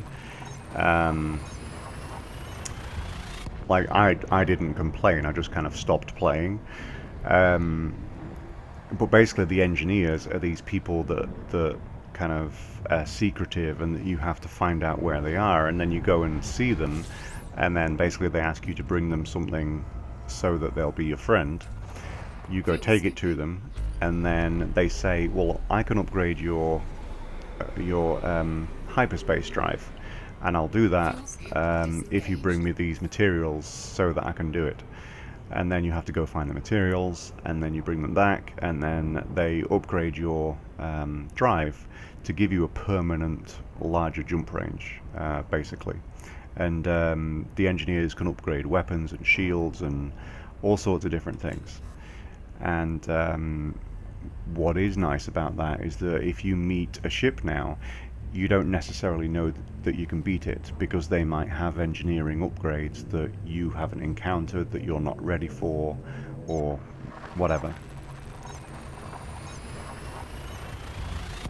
So there genuinely is a lot to this game, and if you're not really interested in kind of being a full-time Star Citizen alpha player, which the thing about being an alpha player is that I'm doing it and I'm enjoying it, but essentially it is a waste of time, because it's going to get wiped. So, you know, if you are interested in this type of game, I don't see any reason why, if you have the money, you wouldn't buy it and play it until Star Citizen's ready, even if you completely abandon it when Star Citizen is ready. I think it's a solid game, and worth some time, for sure.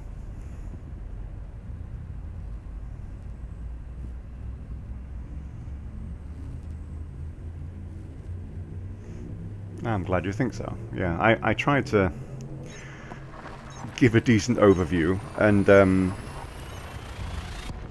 you know, I know that the game isn't really for everyone, and I know that some people get bored very quickly with it.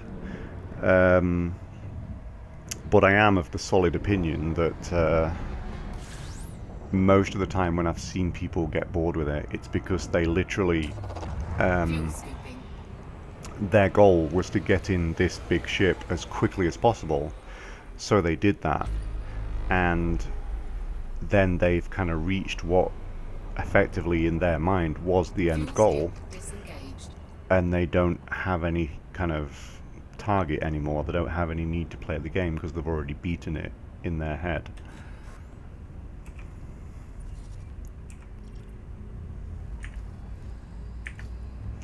"12 jumps.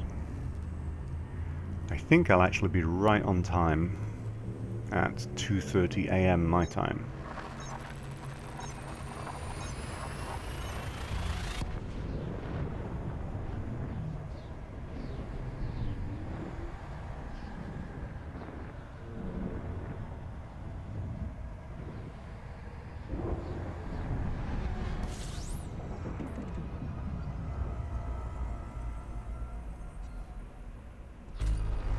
Fuel scooping.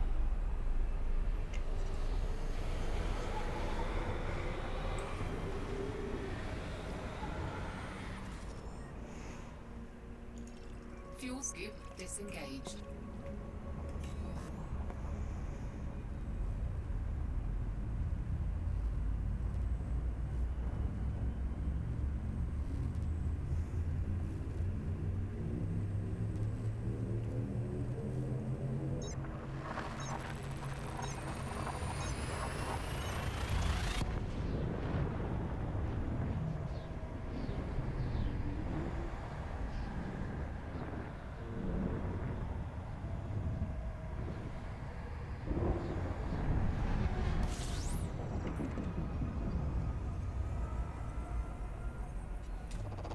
Fuel scooping. And Fuel scoop disengaged. obviously when I get to this waypoint, you'll be able to see a planetary landing as well,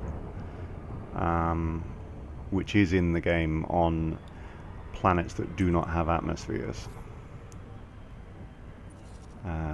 Like I said, it's a staged kind of release, and when they have this blue circle here, you can land on them. When they do not have the blue circle, then you cannot land on them because they haven't developed the planetary weather or geological features that this ball of rock has. So if you currently go to anything that has an atmosphere, that has clouds or anything like that, currently you cannot land on it.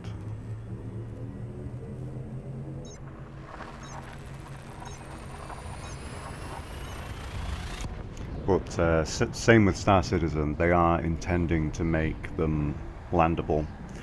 It's just one of those things that's going to come in a future update that will obviously make the game feel more complete. Fuel scooping. Fuel scoop disengaged.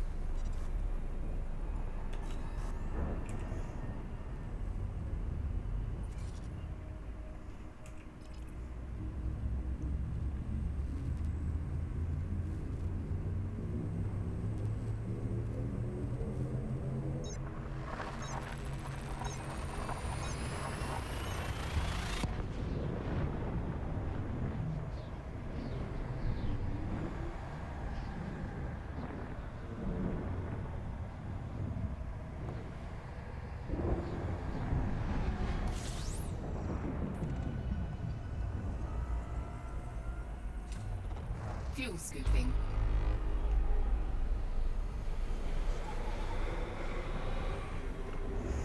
Hi Walding, how are you?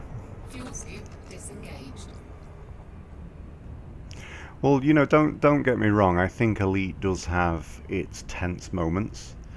You know, you do get some of the NPCs that are extremely hard to beat, and they persevere too. So if you have a cargo hold full of stuff that they want and they're a pirate, they will do everything they can to try to get it from you, and they won't really give up.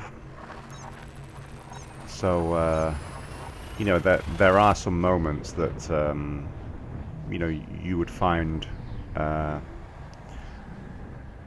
anything but relaxing, essentially.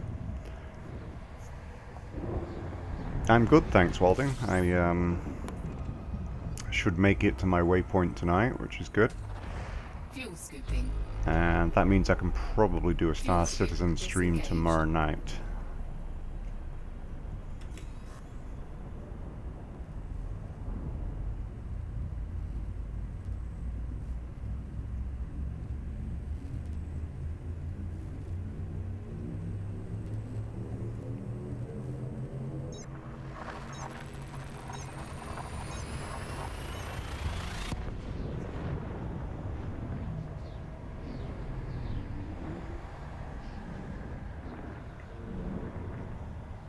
Great, that's good to hear. We can probably run around together in a server in Star Citizen then. Fuel scooping.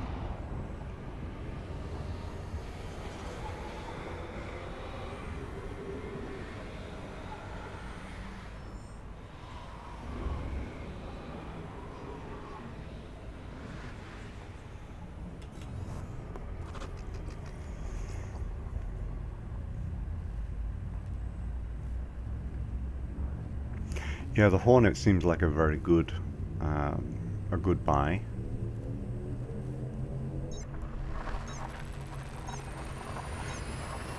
I probably need to mess around in the hangar a little bit more with the outfitting of the weapons on some ships. But probably when I log in, I'll just have the one that I actually own, which is the Aurora ML, I think. Fuel scooping.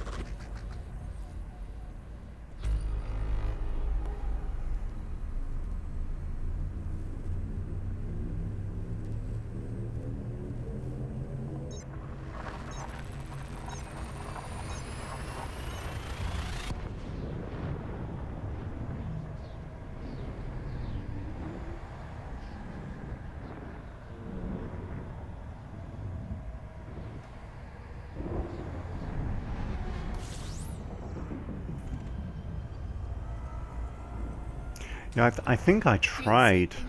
to change weapons, but I did it on the deck of the station, and it didn't work right. And I understand now I should have done it in the hangar or something. So I might try that tomorrow night.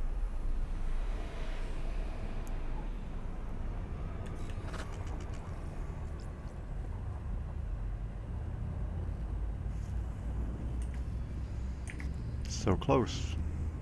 4 jumps to go.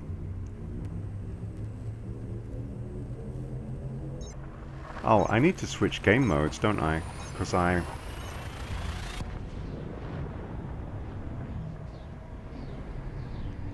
went into open play so that I could show the friends on the map.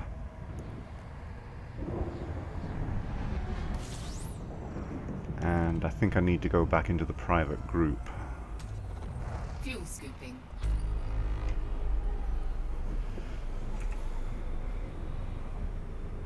Fuel scoop disengaged. Ooh. Ooh, ooh, ooh.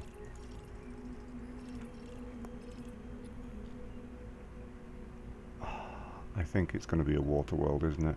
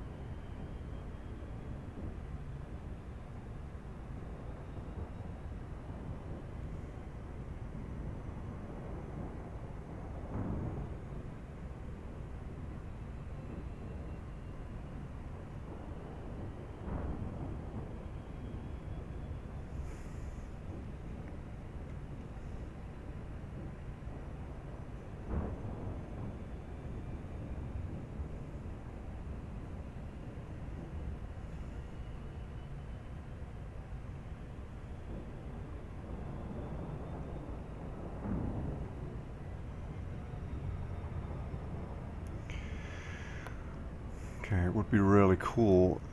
I think I'm going to overshoot this. Am I? Or am I not? No, I'm not. Okay. So I think this is just a water world, but you never know.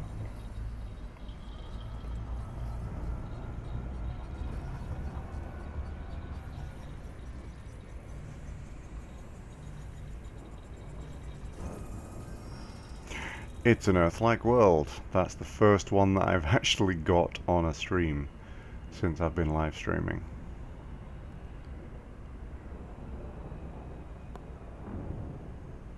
So I'm just gonna did that take a screenshot or not? I don't think it did. That's weird.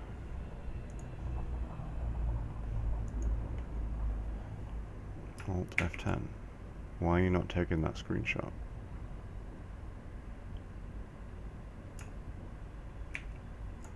Hmm. Do I have something open that I don't normally have open?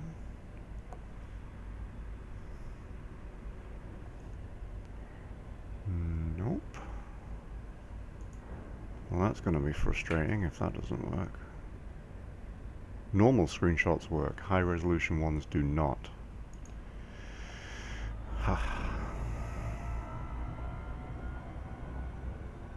Okay, so this is what an Earth-like world looks like.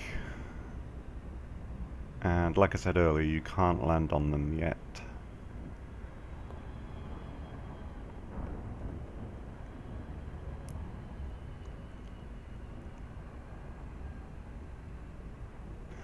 So where... Oh, I see land now. Okay, I do see the green.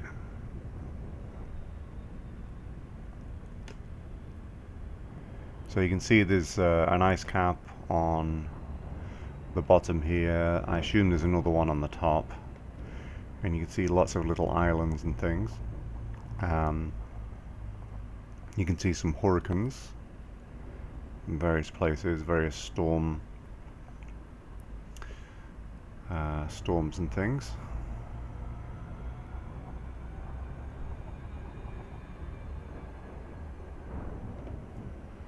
So what I'm going to do, I'm going to drop out of Super Cruise. And where is that nebula that I was heading to? It's right there. Okay, so of course the first screenshot that I'm going to get is showing those. I really hope it lets me take this high resolution screenshot, otherwise I'm going to be a little bit annoyed. There's no reason why that shouldn't work.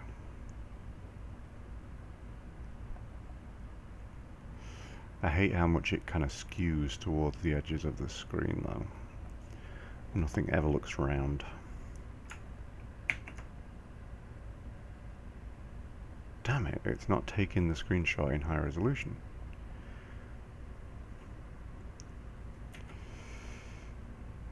I'm going to close this, see what happens. Because last time it was NVIDIA that was screwing it up.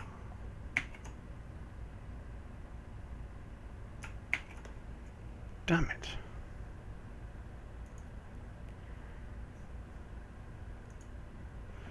Gonna have to go with a normal resolution screenshot then. That's epically annoying.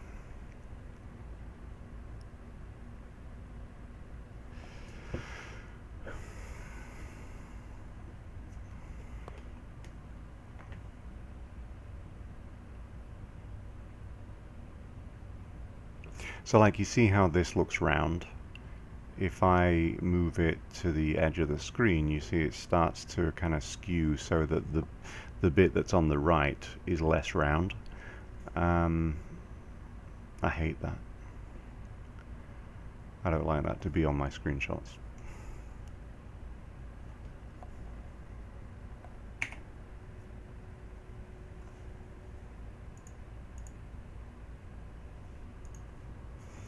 But it's, you know, it's something that you encounter with a high field of view in pretty much any game, really.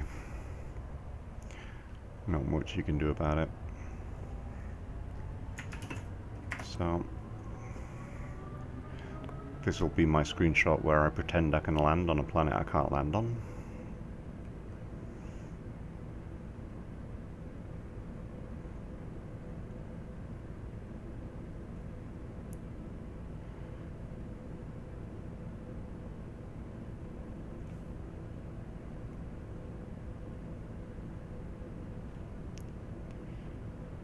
Actually, I'm going to do it in portrait, not landscape.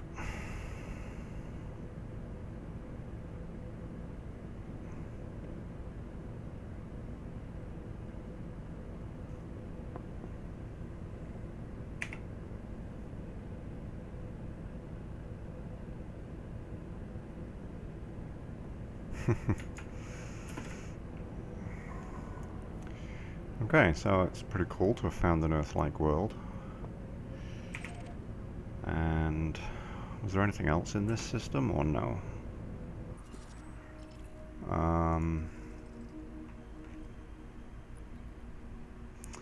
That's probably some nitrogen-based. Ah, that's way too far away. I'm not gonna go get that one.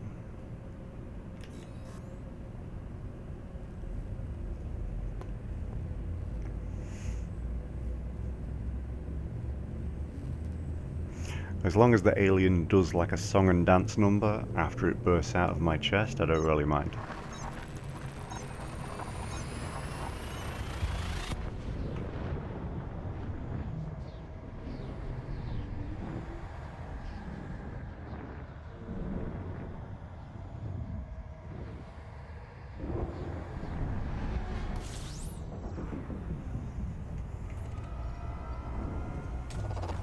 Fuel scooping. Fuel scoop disengaged.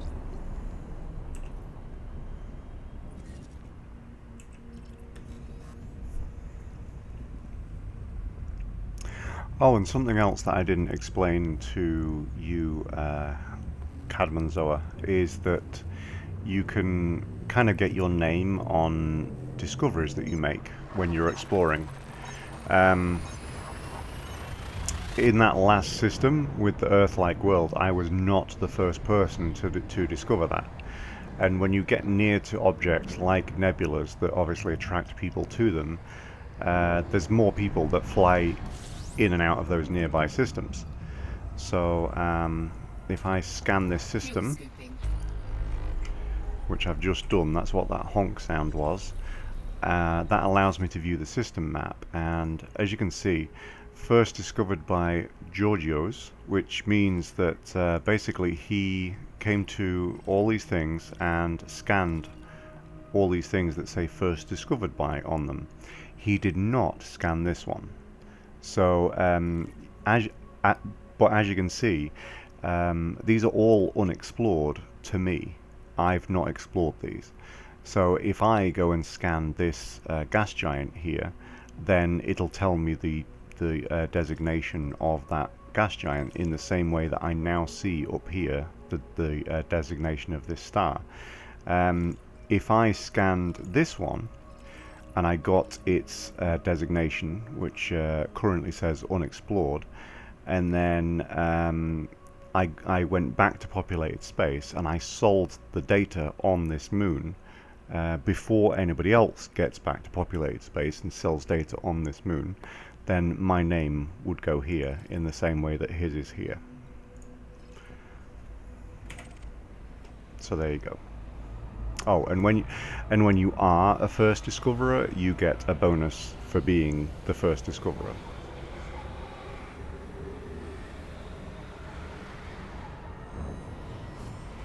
But there's a distinct difference between something being unexplored and something being kind of first discovered by.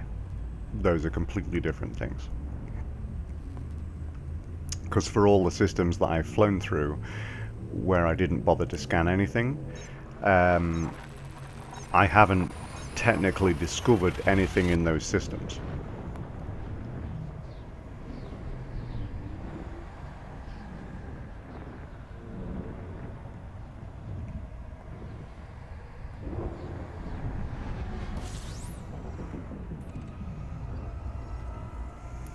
Okay, Fuel scooping. I think I'm in the right system. Now I showed you the map earlier. It is this one right here. Okay, that's the one I'm heading to.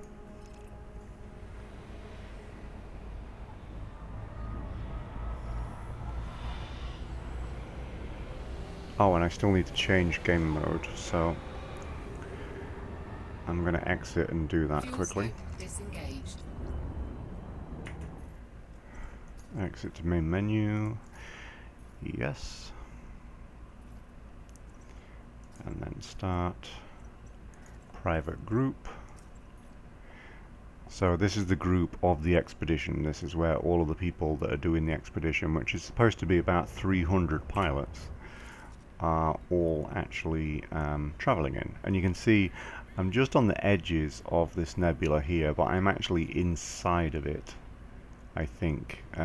So if I get on the shadowy side of some planets, this should actually be quite a colourful environment.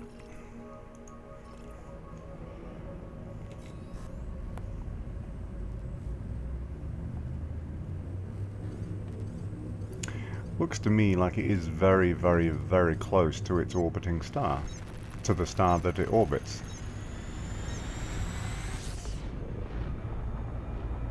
Like, very close.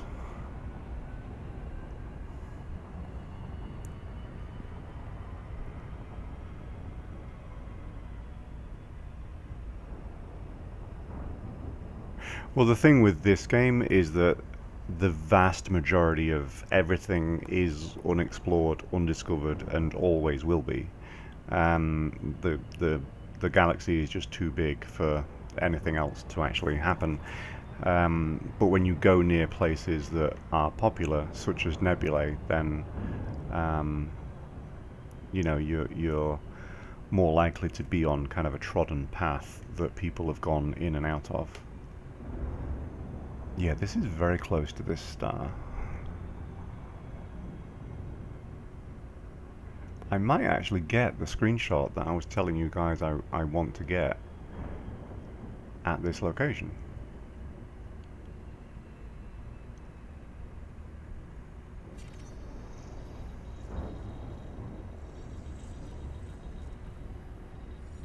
A little bit worried I'm going to overheat and just die though.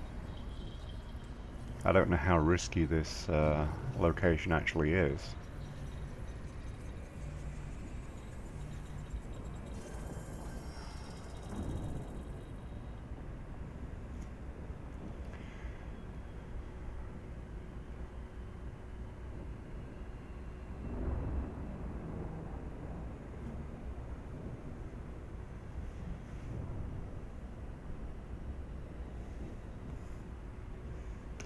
Oh my, there's actually two planets extremely close to each other.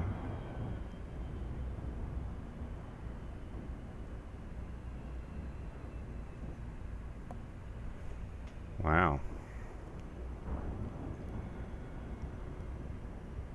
So you can see the orange line that kind of comes out of this planet and curves around. That means that both of these kind of orbit around each other while they are orbiting this star in the background.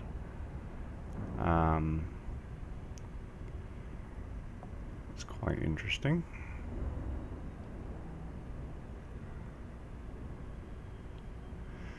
So I can't actually see much on this side of this planet right now. I need to get in shadow. So I'm gonna kind of eclipse it here. And then I should be able to see the surface with the ambient light of space.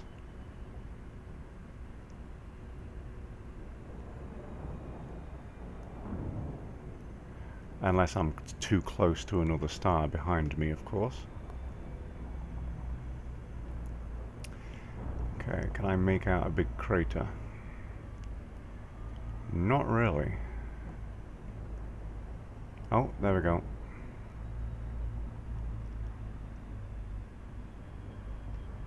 Okay, I do not think it's on this side of the planet. Okay. What have I got here? My coordinates need to be 56 and 98.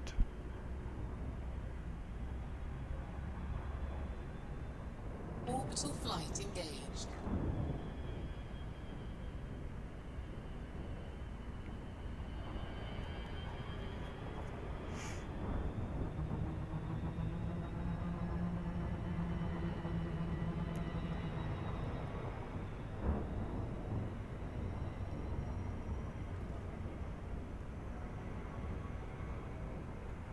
Alright, so I'm going to turn around now and see if I can see that big crater.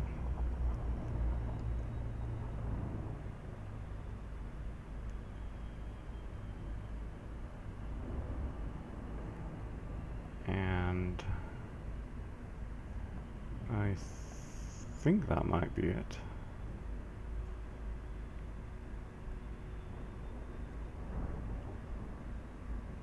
No, it's not.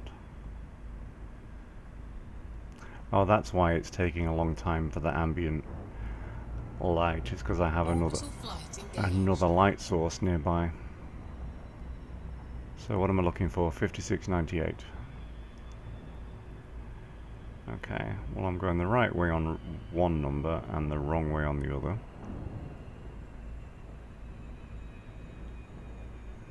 No, going the wrong way on both now.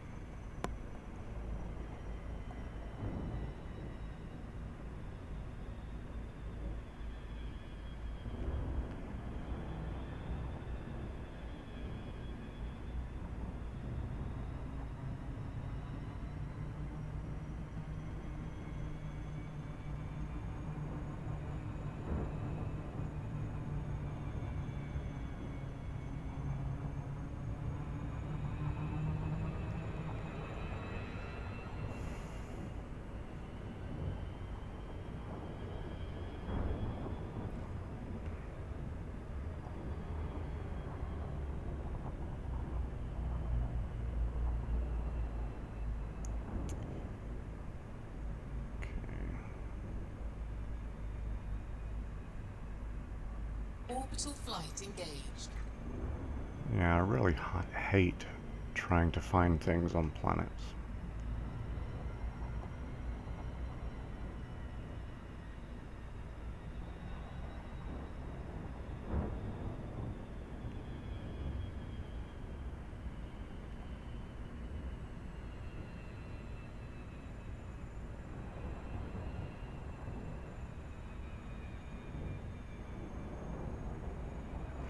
Thing is, there's no kind of notification of you going the right way or the wrong way, except from the fact that the numbers change in a way that you don't want them to. So, yeah, it's just annoying.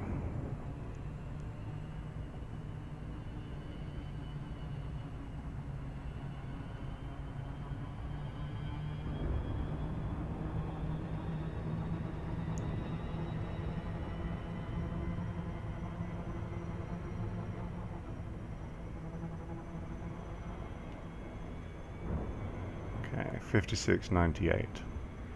At the bottom right of the altimeter, you should be able to see those numbers. Okay. Oh, oh, oh, oh, oh, oh, oh.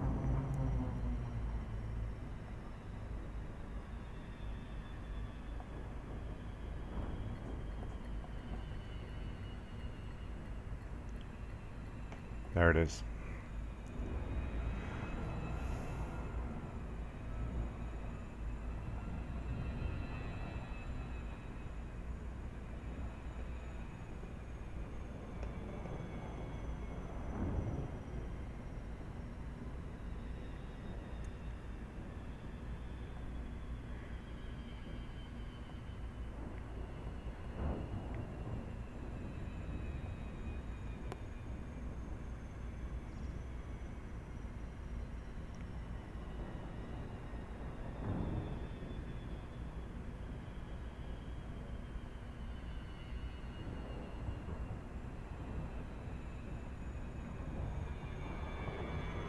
That's actually just about the quickest that I've ever found a waypoint without having another kind of pilot to use as a guide.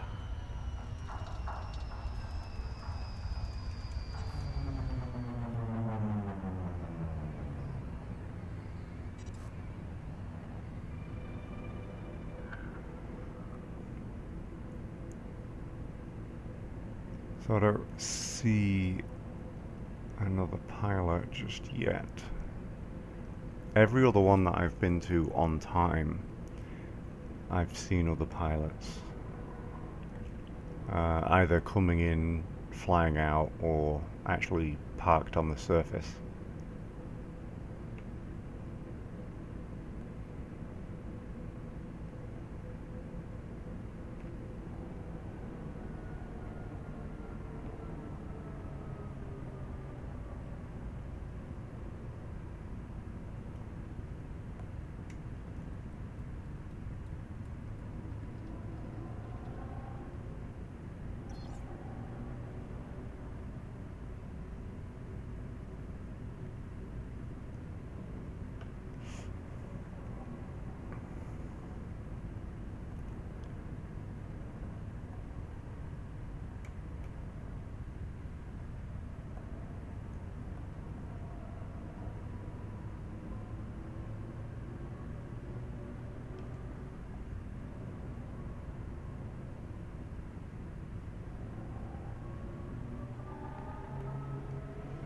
Okay, so roughly this direction, I think. For the exact coordinates, anyway.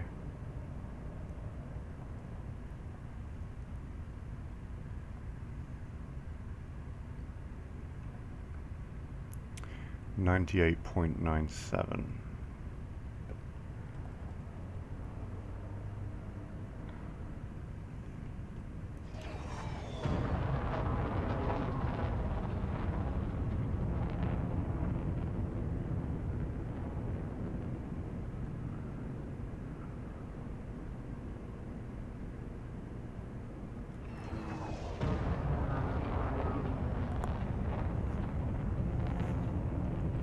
So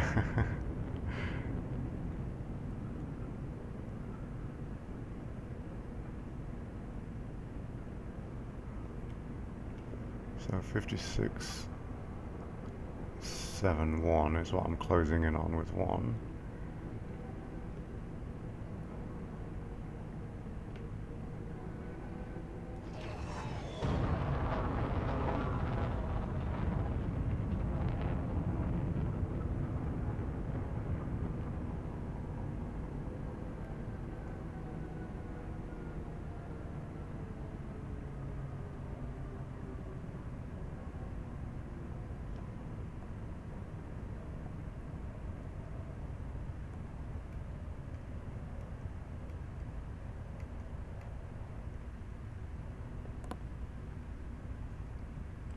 Be really nice if I could find another ship down here, but I don't think there's anyone else here right now.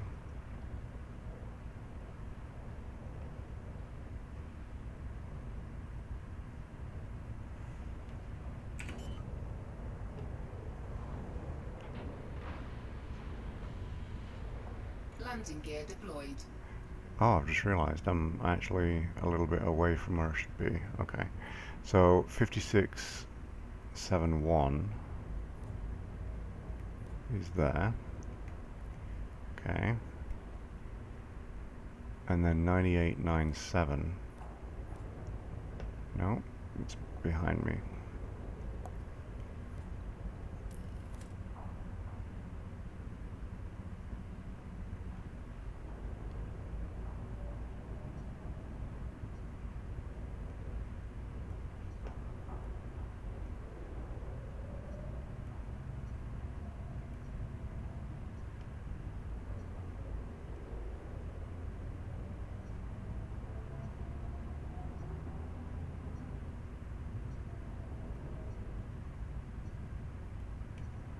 Okay, I actually need to go.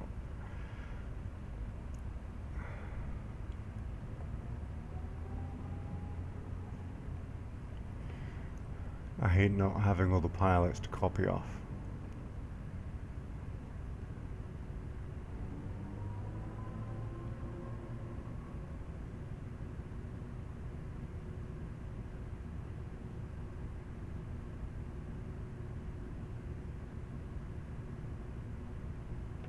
Because I'm not gonna Landing gear retracted. I'm not gonna cheat this. I need to actually land at the right place so that I feel like I did it right.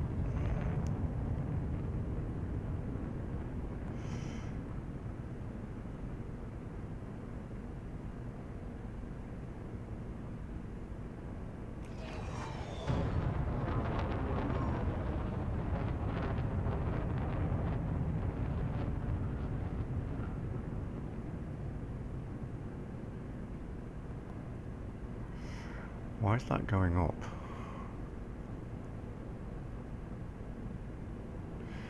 I feel like I'm totally like screwing this up.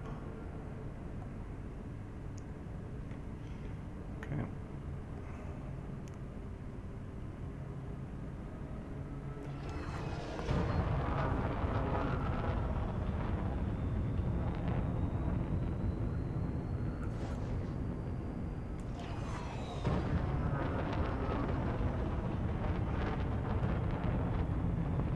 Oh, I'm dropping frames like crazy. I wonder why that's happening. Always seems to happen when I'm landing.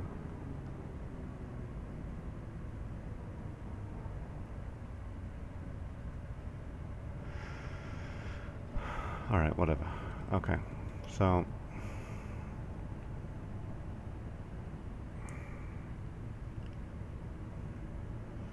What the hell? I don't even see anything that looks like the pictures.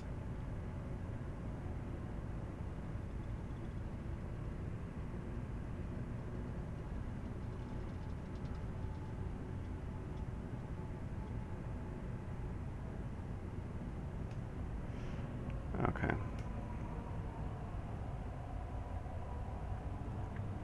just going to go straight up, and then I should be able to see the crater in its entirety, and then I can look at the pictures in the forum thread again. and actually go down to the right location instead of coming across the surface of the planet like I did last time.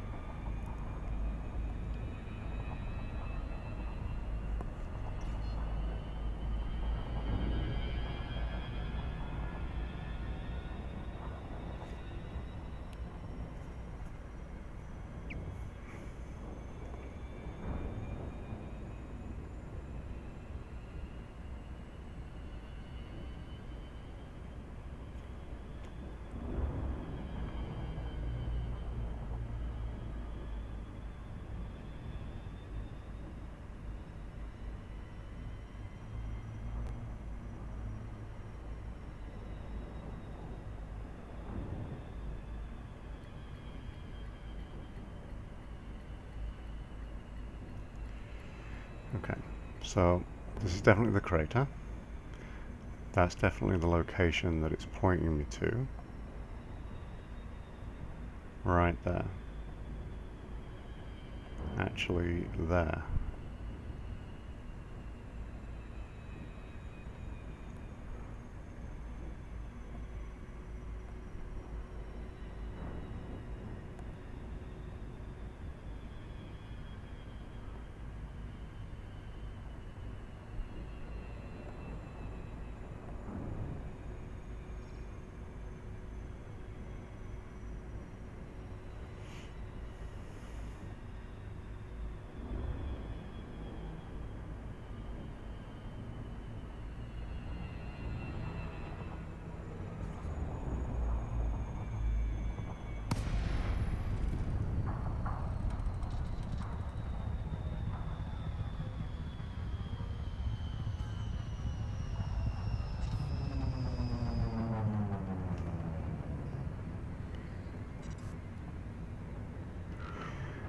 So what have we got? 56 is going down, that's right, and 98, that's going up. So is the picture in the wrong? Seems like the picture's wrong in the forum thread.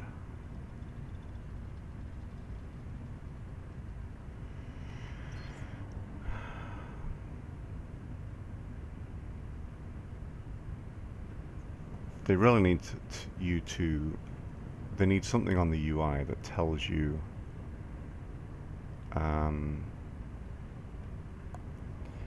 like your positioning properly. Yeah, like the waypoints are decided and posted, and when you're going to them, it's like there's no way to know which is the right direction to go until you do it. Like I need to be at 5671 for the top number, which means I was just going the wrong way.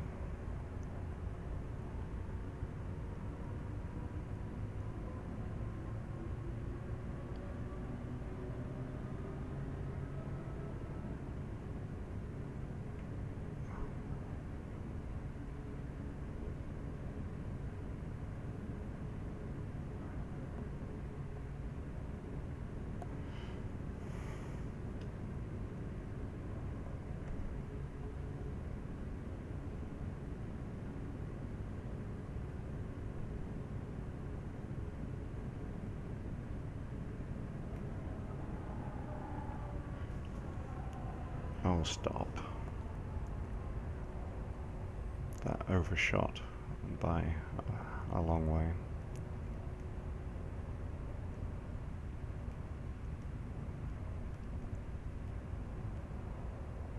Okay, so that's 5671 on the top number, but then it's like you don't know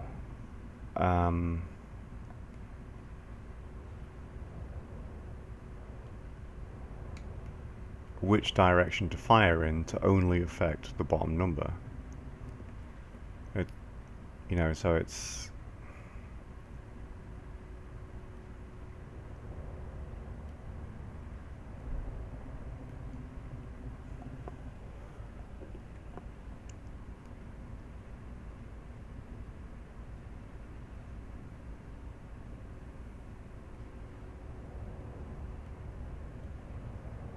Okay, looks like I found it. So 98.97.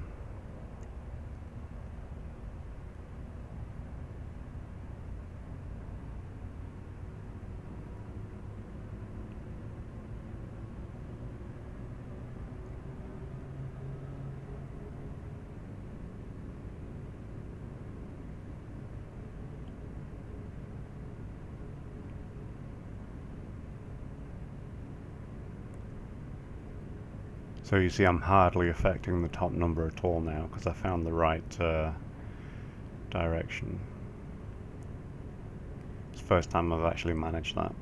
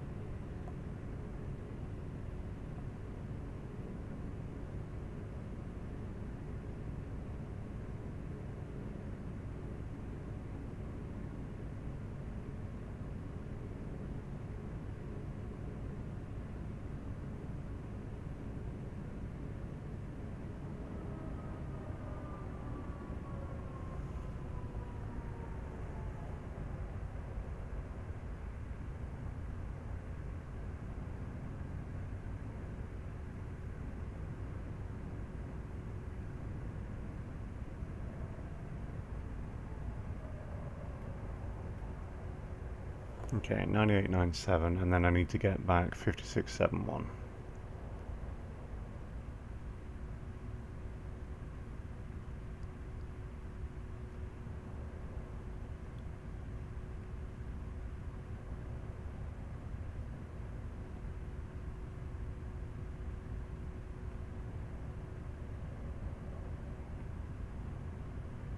So I've just figured out up at the top in the center it says 179. I've just figured out that obviously 0 is 0, and then you have obviously 90, 180, 270, and then 360, which is 0. Just figured that out, and I've just gone too far.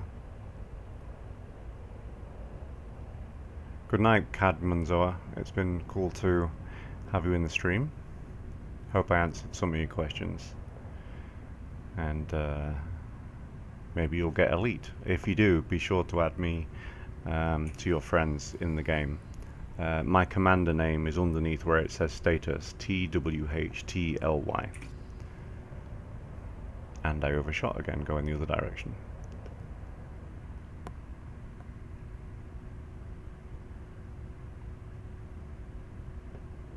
Okay. 56.71, 98.97. Okay. So I'm exactly where I should be. There's no other commanders here. This is the first time I've been here kind of roughly on time and not had any other commanders here. So, not seeing any others down there, not seeing any others flying in or flying out. Let's touch down.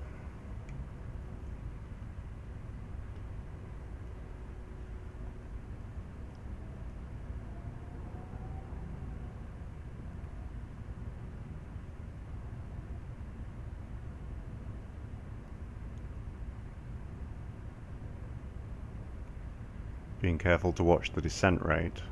You can see the number of meters over on the right hand side. You see 660, 650, 640.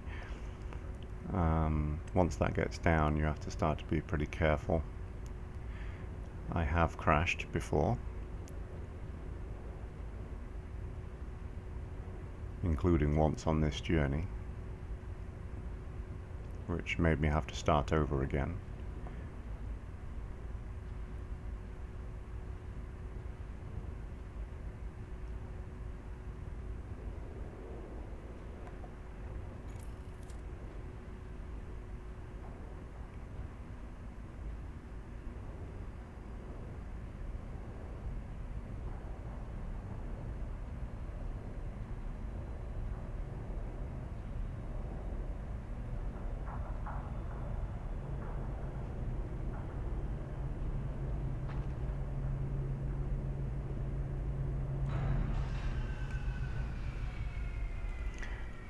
There we go. No, I looked down first. I'm pretty sure there's nobody beneath me getting crushed.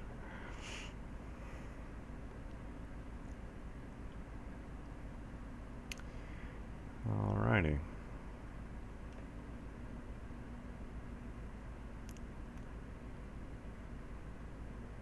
Planet surfaces look much nicer now than they did when I last was exploring.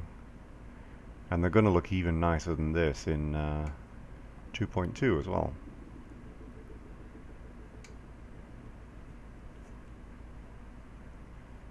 Okay, it looks like I don't have all of my legs on the ground. I have maybe half of them. But, oh well.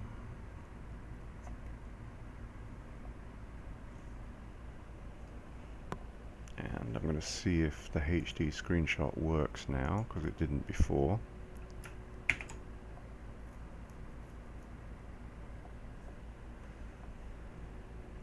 Yeah, it did. So why didn't it work previously? So annoying. Okay, so I'm going to rename the low resolution ones that I did, just so that I have them in the right order.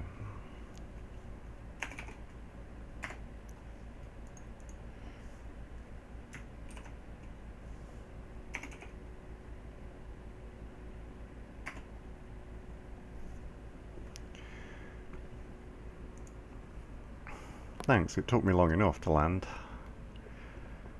But now that I've figured out that really annoyingly simple thing at the top of the readout, obviously it'll actually be a lot easier. I can't quite believe that I didn't realize that it would be that easy.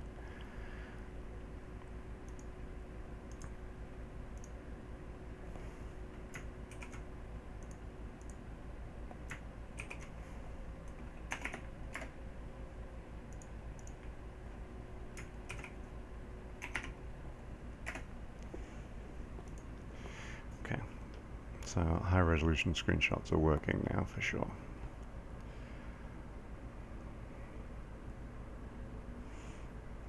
Quite a nice feature of Elite, if I've never mentioned it before, is that if you press F10 that takes a normal screenshot, but if you press Alt F10 then it takes a screenshot that's about 7,000 pixels wide,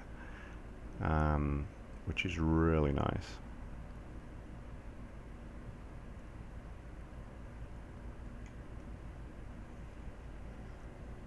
And it allows you to crop and edit and stuff pretty much as you please. Yeah, I didn't even look at that. What currently says 179 up in the upper middle of the screen, it didn't register until this landing that I can obviously orient my ship so that I'm pointing towards either 0, 90, 180, 270, etc. and basically then thrust in one direction, and it's not going to affect the other direction. So yeah, I didn't, yeah, it just didn't register. It's one of those things that I now feel like an idiot for not realizing that there was a 360 degree orientation. Low gravity warning.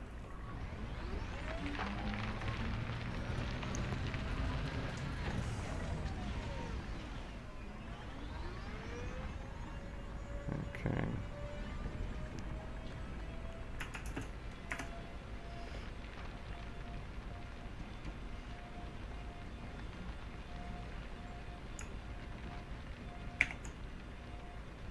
That's this freezing is me taking a high resolution screenshot.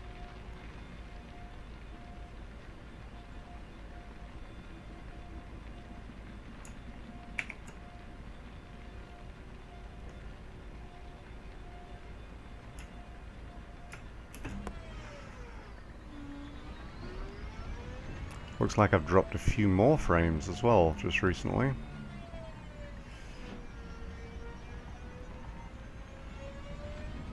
Again, no idea why, but it seems to happen when I'm landing or on planets, even though the machine I'm streaming from is nothing to do with the gaming PC, so it shouldn't matter what I'm doing.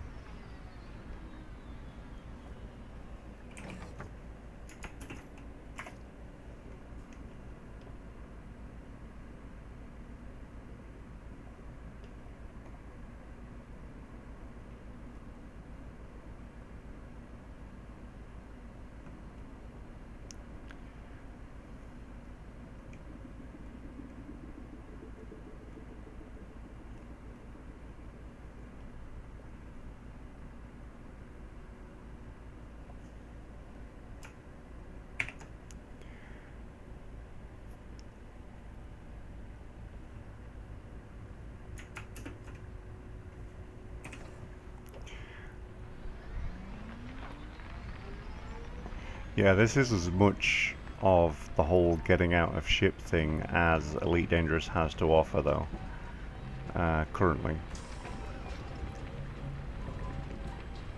And now that I've been to the waypoint, I'm going to go over to the other side of the planet,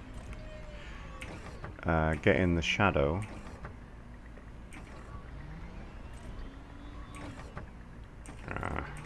there we go. And then I should be able to see the nebula.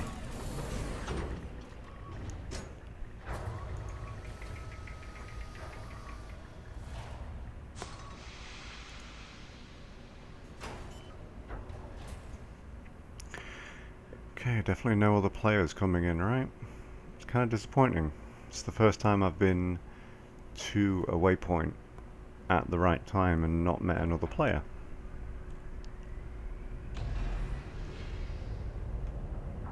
Landing gear retracted.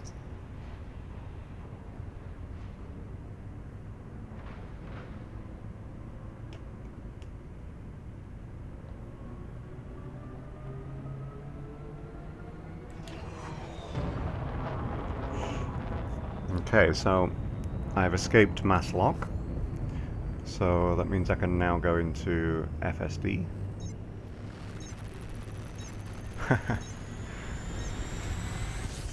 Thankfully now I can just follow my tire tracks. It used to be that, you know, you didn't leave any trail on planets, but now you actually leave tire tracks.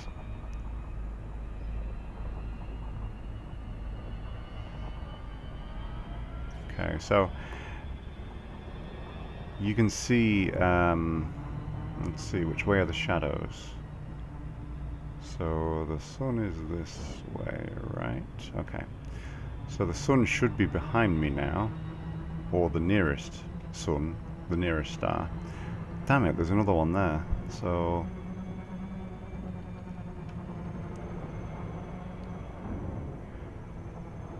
I'm just gonna head like this way, and maybe I can find a spot that is dark.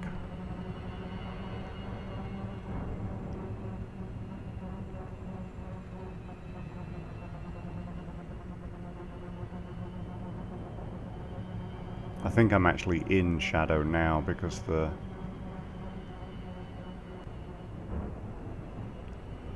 nebula is really coming out right here.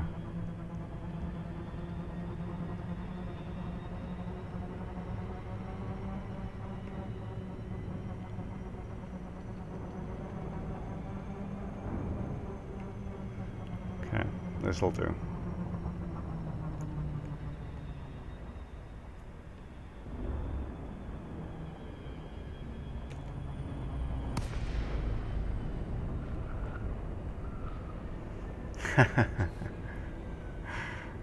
The whole expedition is a massive prank that you set up months ago. That's funny. I actually wouldn't mind, to be honest. I've thoroughly enjoyed it so far.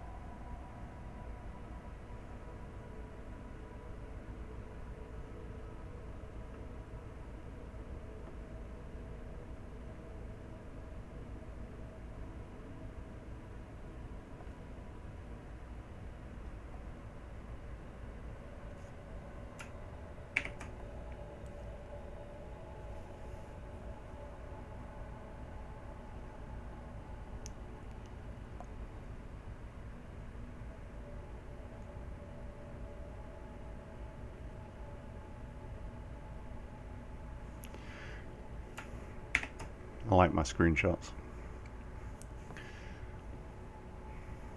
I probably take too many of them, but whatever. So these are the colours of the nebula. You can see lots of greens and orange and stuff like that. This game is very lonely with the exploration, for sure. There are people that play in different time zones where there's literally groups of them kind of going in and out.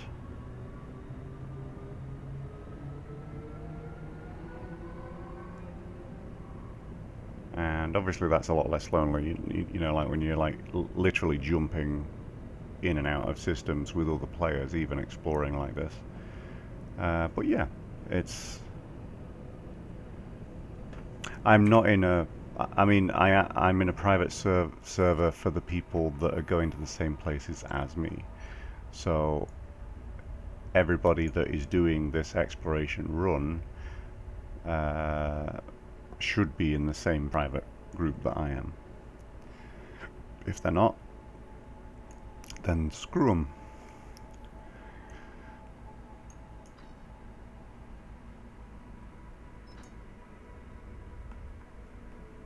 Okay, I'm gonna... Oops, screwed that up.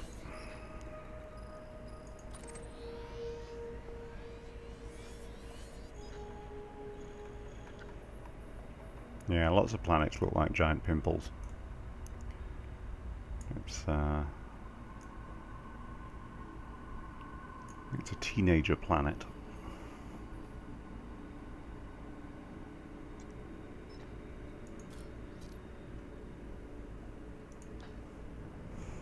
Alright, let's get the hell out of here.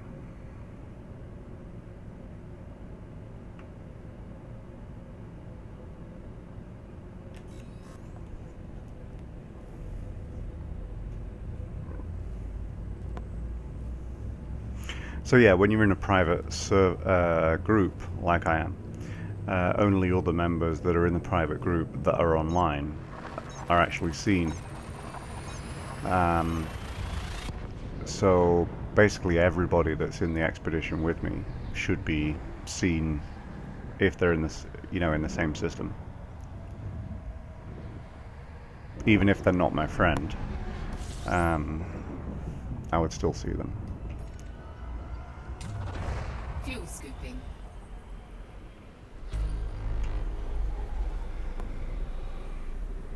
But I guess, Fuel scoop you know, like, because the last 2 waypoints that I made it on time for, I actually made it when people that are in Asia and Australia are supposed to be there. So the people that I saw there weren't necessarily from even a similar time zone or anything, because there was a meeting, let's see, there was a meeting on the 8th at 6 p.m. UTC, and then on the 9th at 2 a.m. UTC, and then 8:30 a.m. UTC. And I just arrived there right after the 8:30 a.m. UTC. Fuel scooping. I probably will travel to Beagle Point on this journey, I think. Beagle Point being the far side of the galaxy.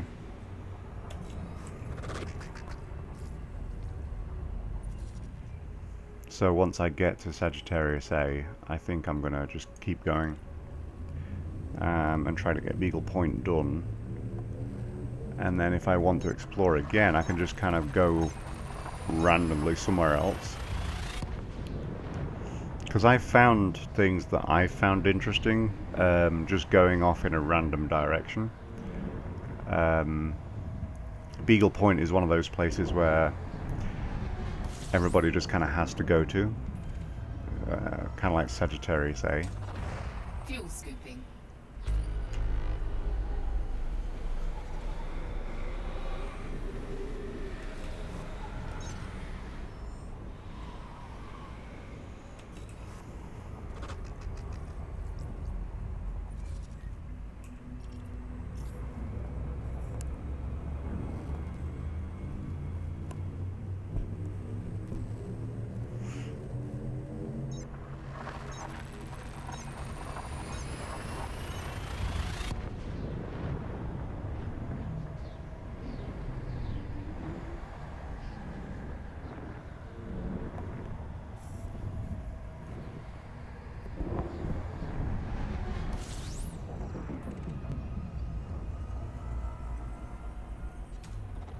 Fuel scooping.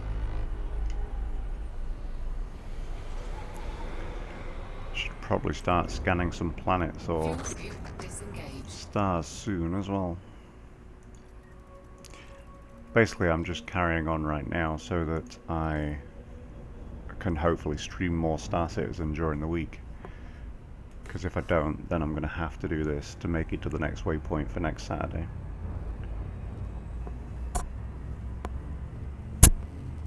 Oops.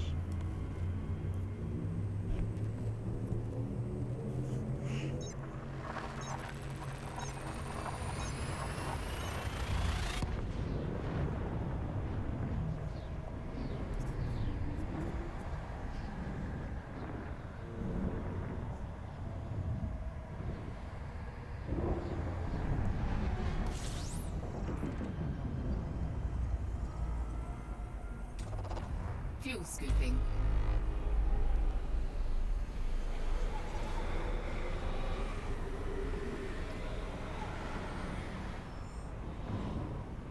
Fuel scoop disengaged.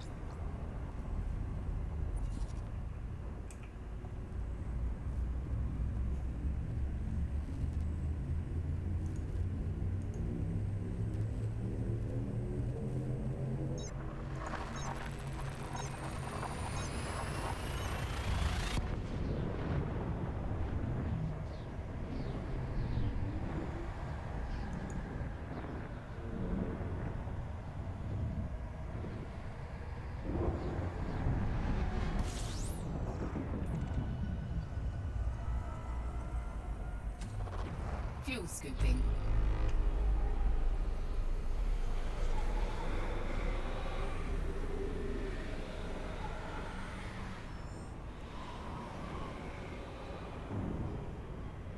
Fuel scoop disengaged.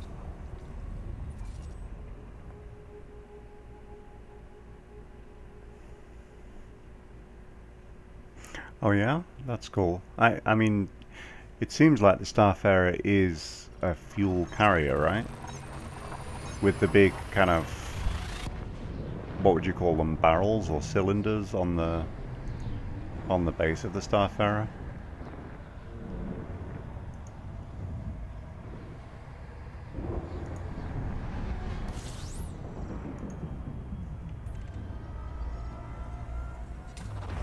Fuel scooping.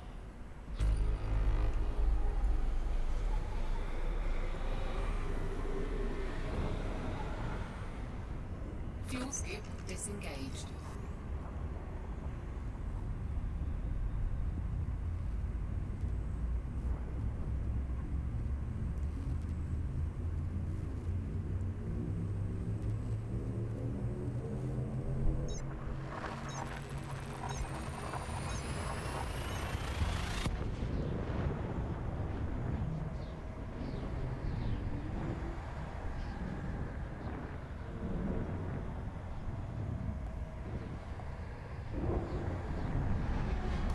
Good night, Walding. Thanks for watching. Fuel scooping.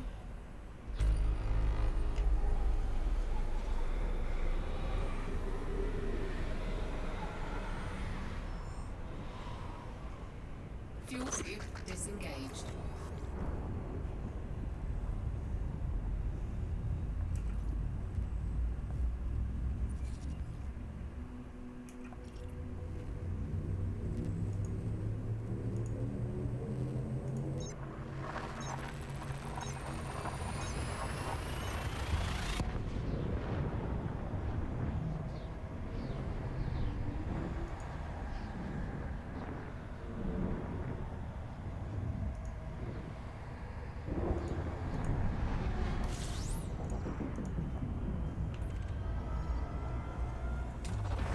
Fuel scooping.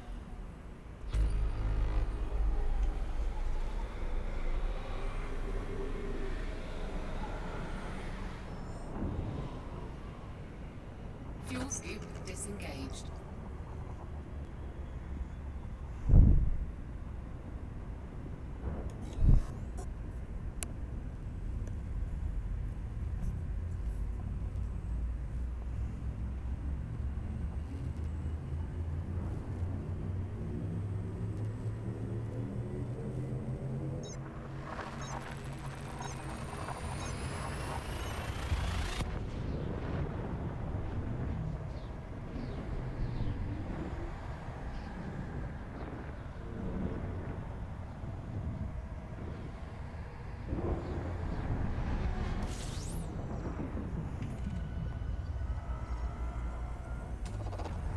Fuel scooping.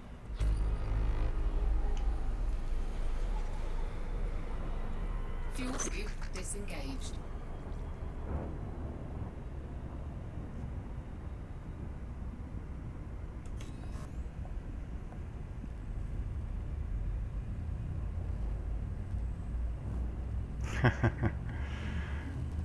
Good night again.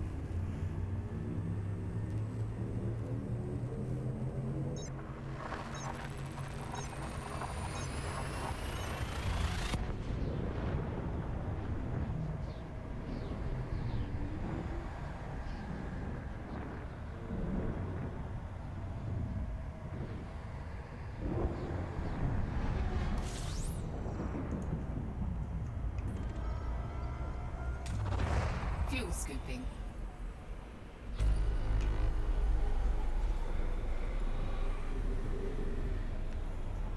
Fuel scoop disengaged.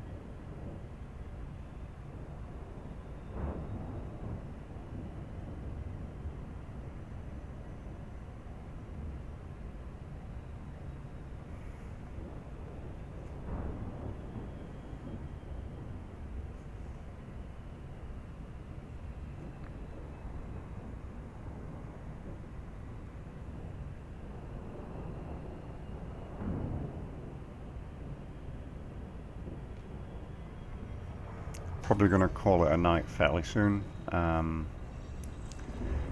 It's gone 3 AM. Starting to get tired. I think I'll make a mistake soon, so I do not want to crash into a star.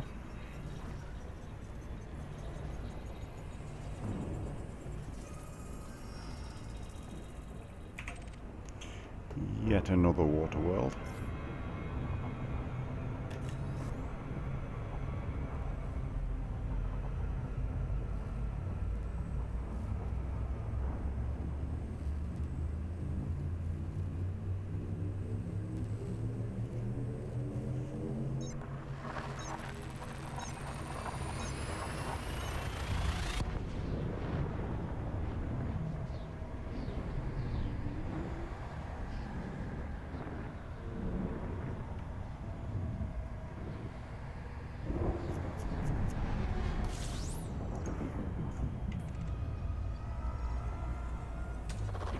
Fuel scooping.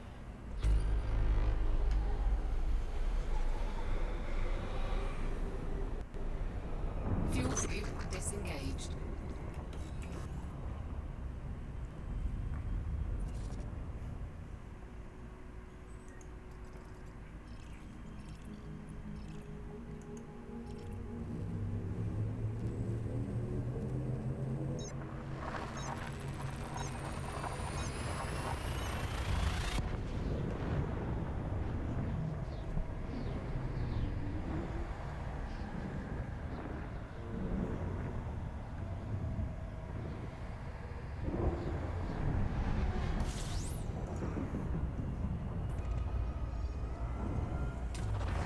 Fuel scooping.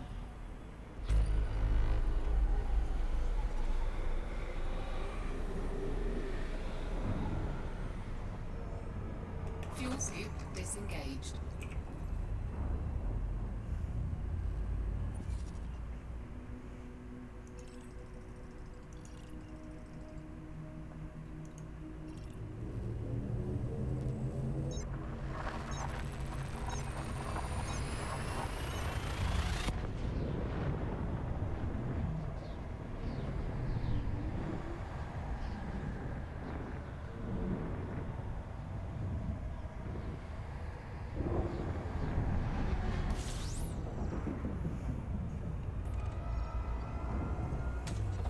Fuel scooping.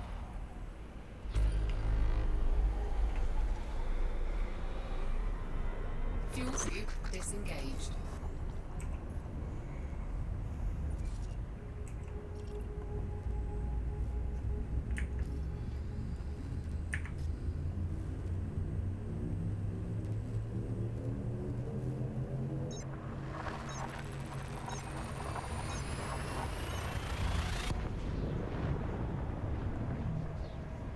Good night, Andre.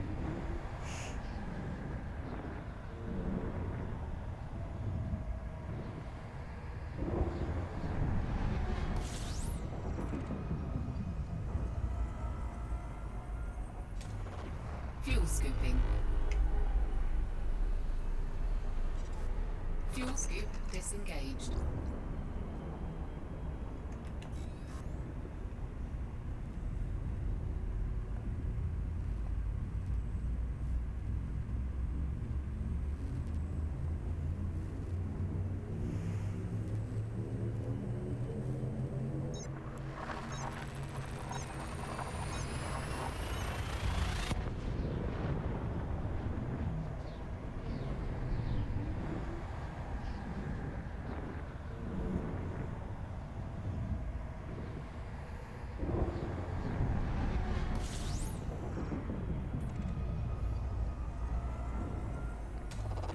Fuel scooping.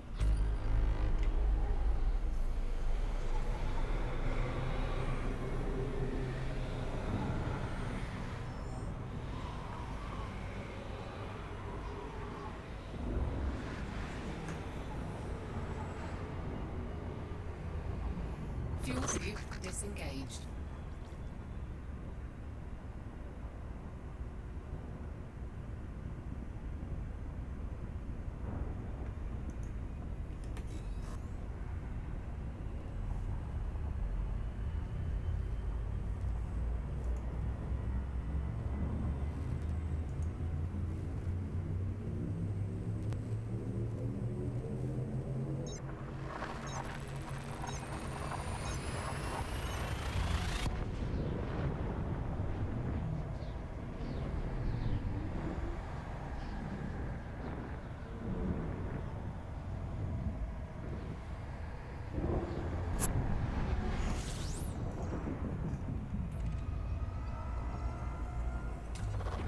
Fuel scooping.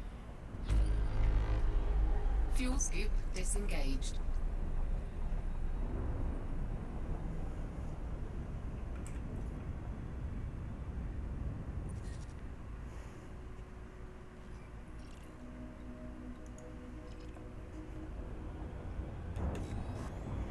Okay, I think this is my last jump. Gonna end the stream shortly.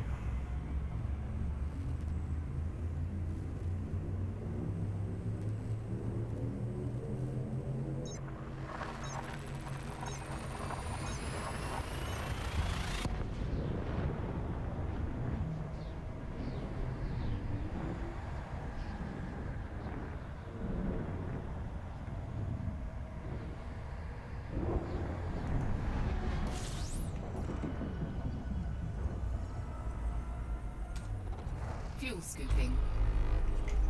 Okay. There we go. I'm refueling. This is where I'm going to stop, and should be in the same system or one very much nearby the next time you catch me streaming. That's where I've got to, so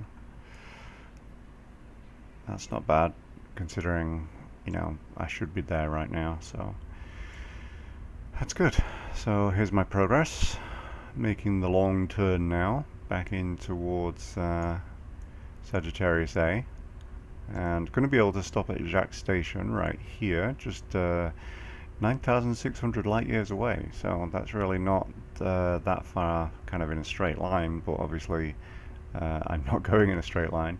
I'm going to be going here first, here, and then I might actually just kind of carry on straight through, go to Jacques Station before I go to the actual nebula waypoint that's there, because if I show you,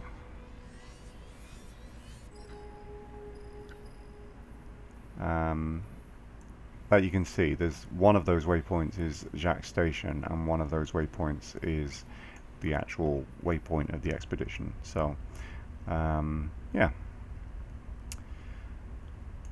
going okay. And then, like I said, I think I'm almost certain actually that I will be going on from Sagittarius A to Beagle Point, which is kind of out here somewhere, I think, because like I've said in previous streams, I don't want to waste 25,000 light years to go and do it again in the future. If I'm already here, I may as well get it done.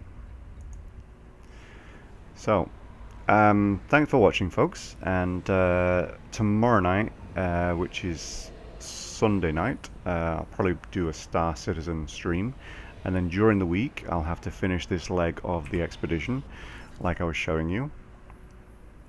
But other than that, please subscribe and follow, and I will see you guys next time. Thanks. Bye bye.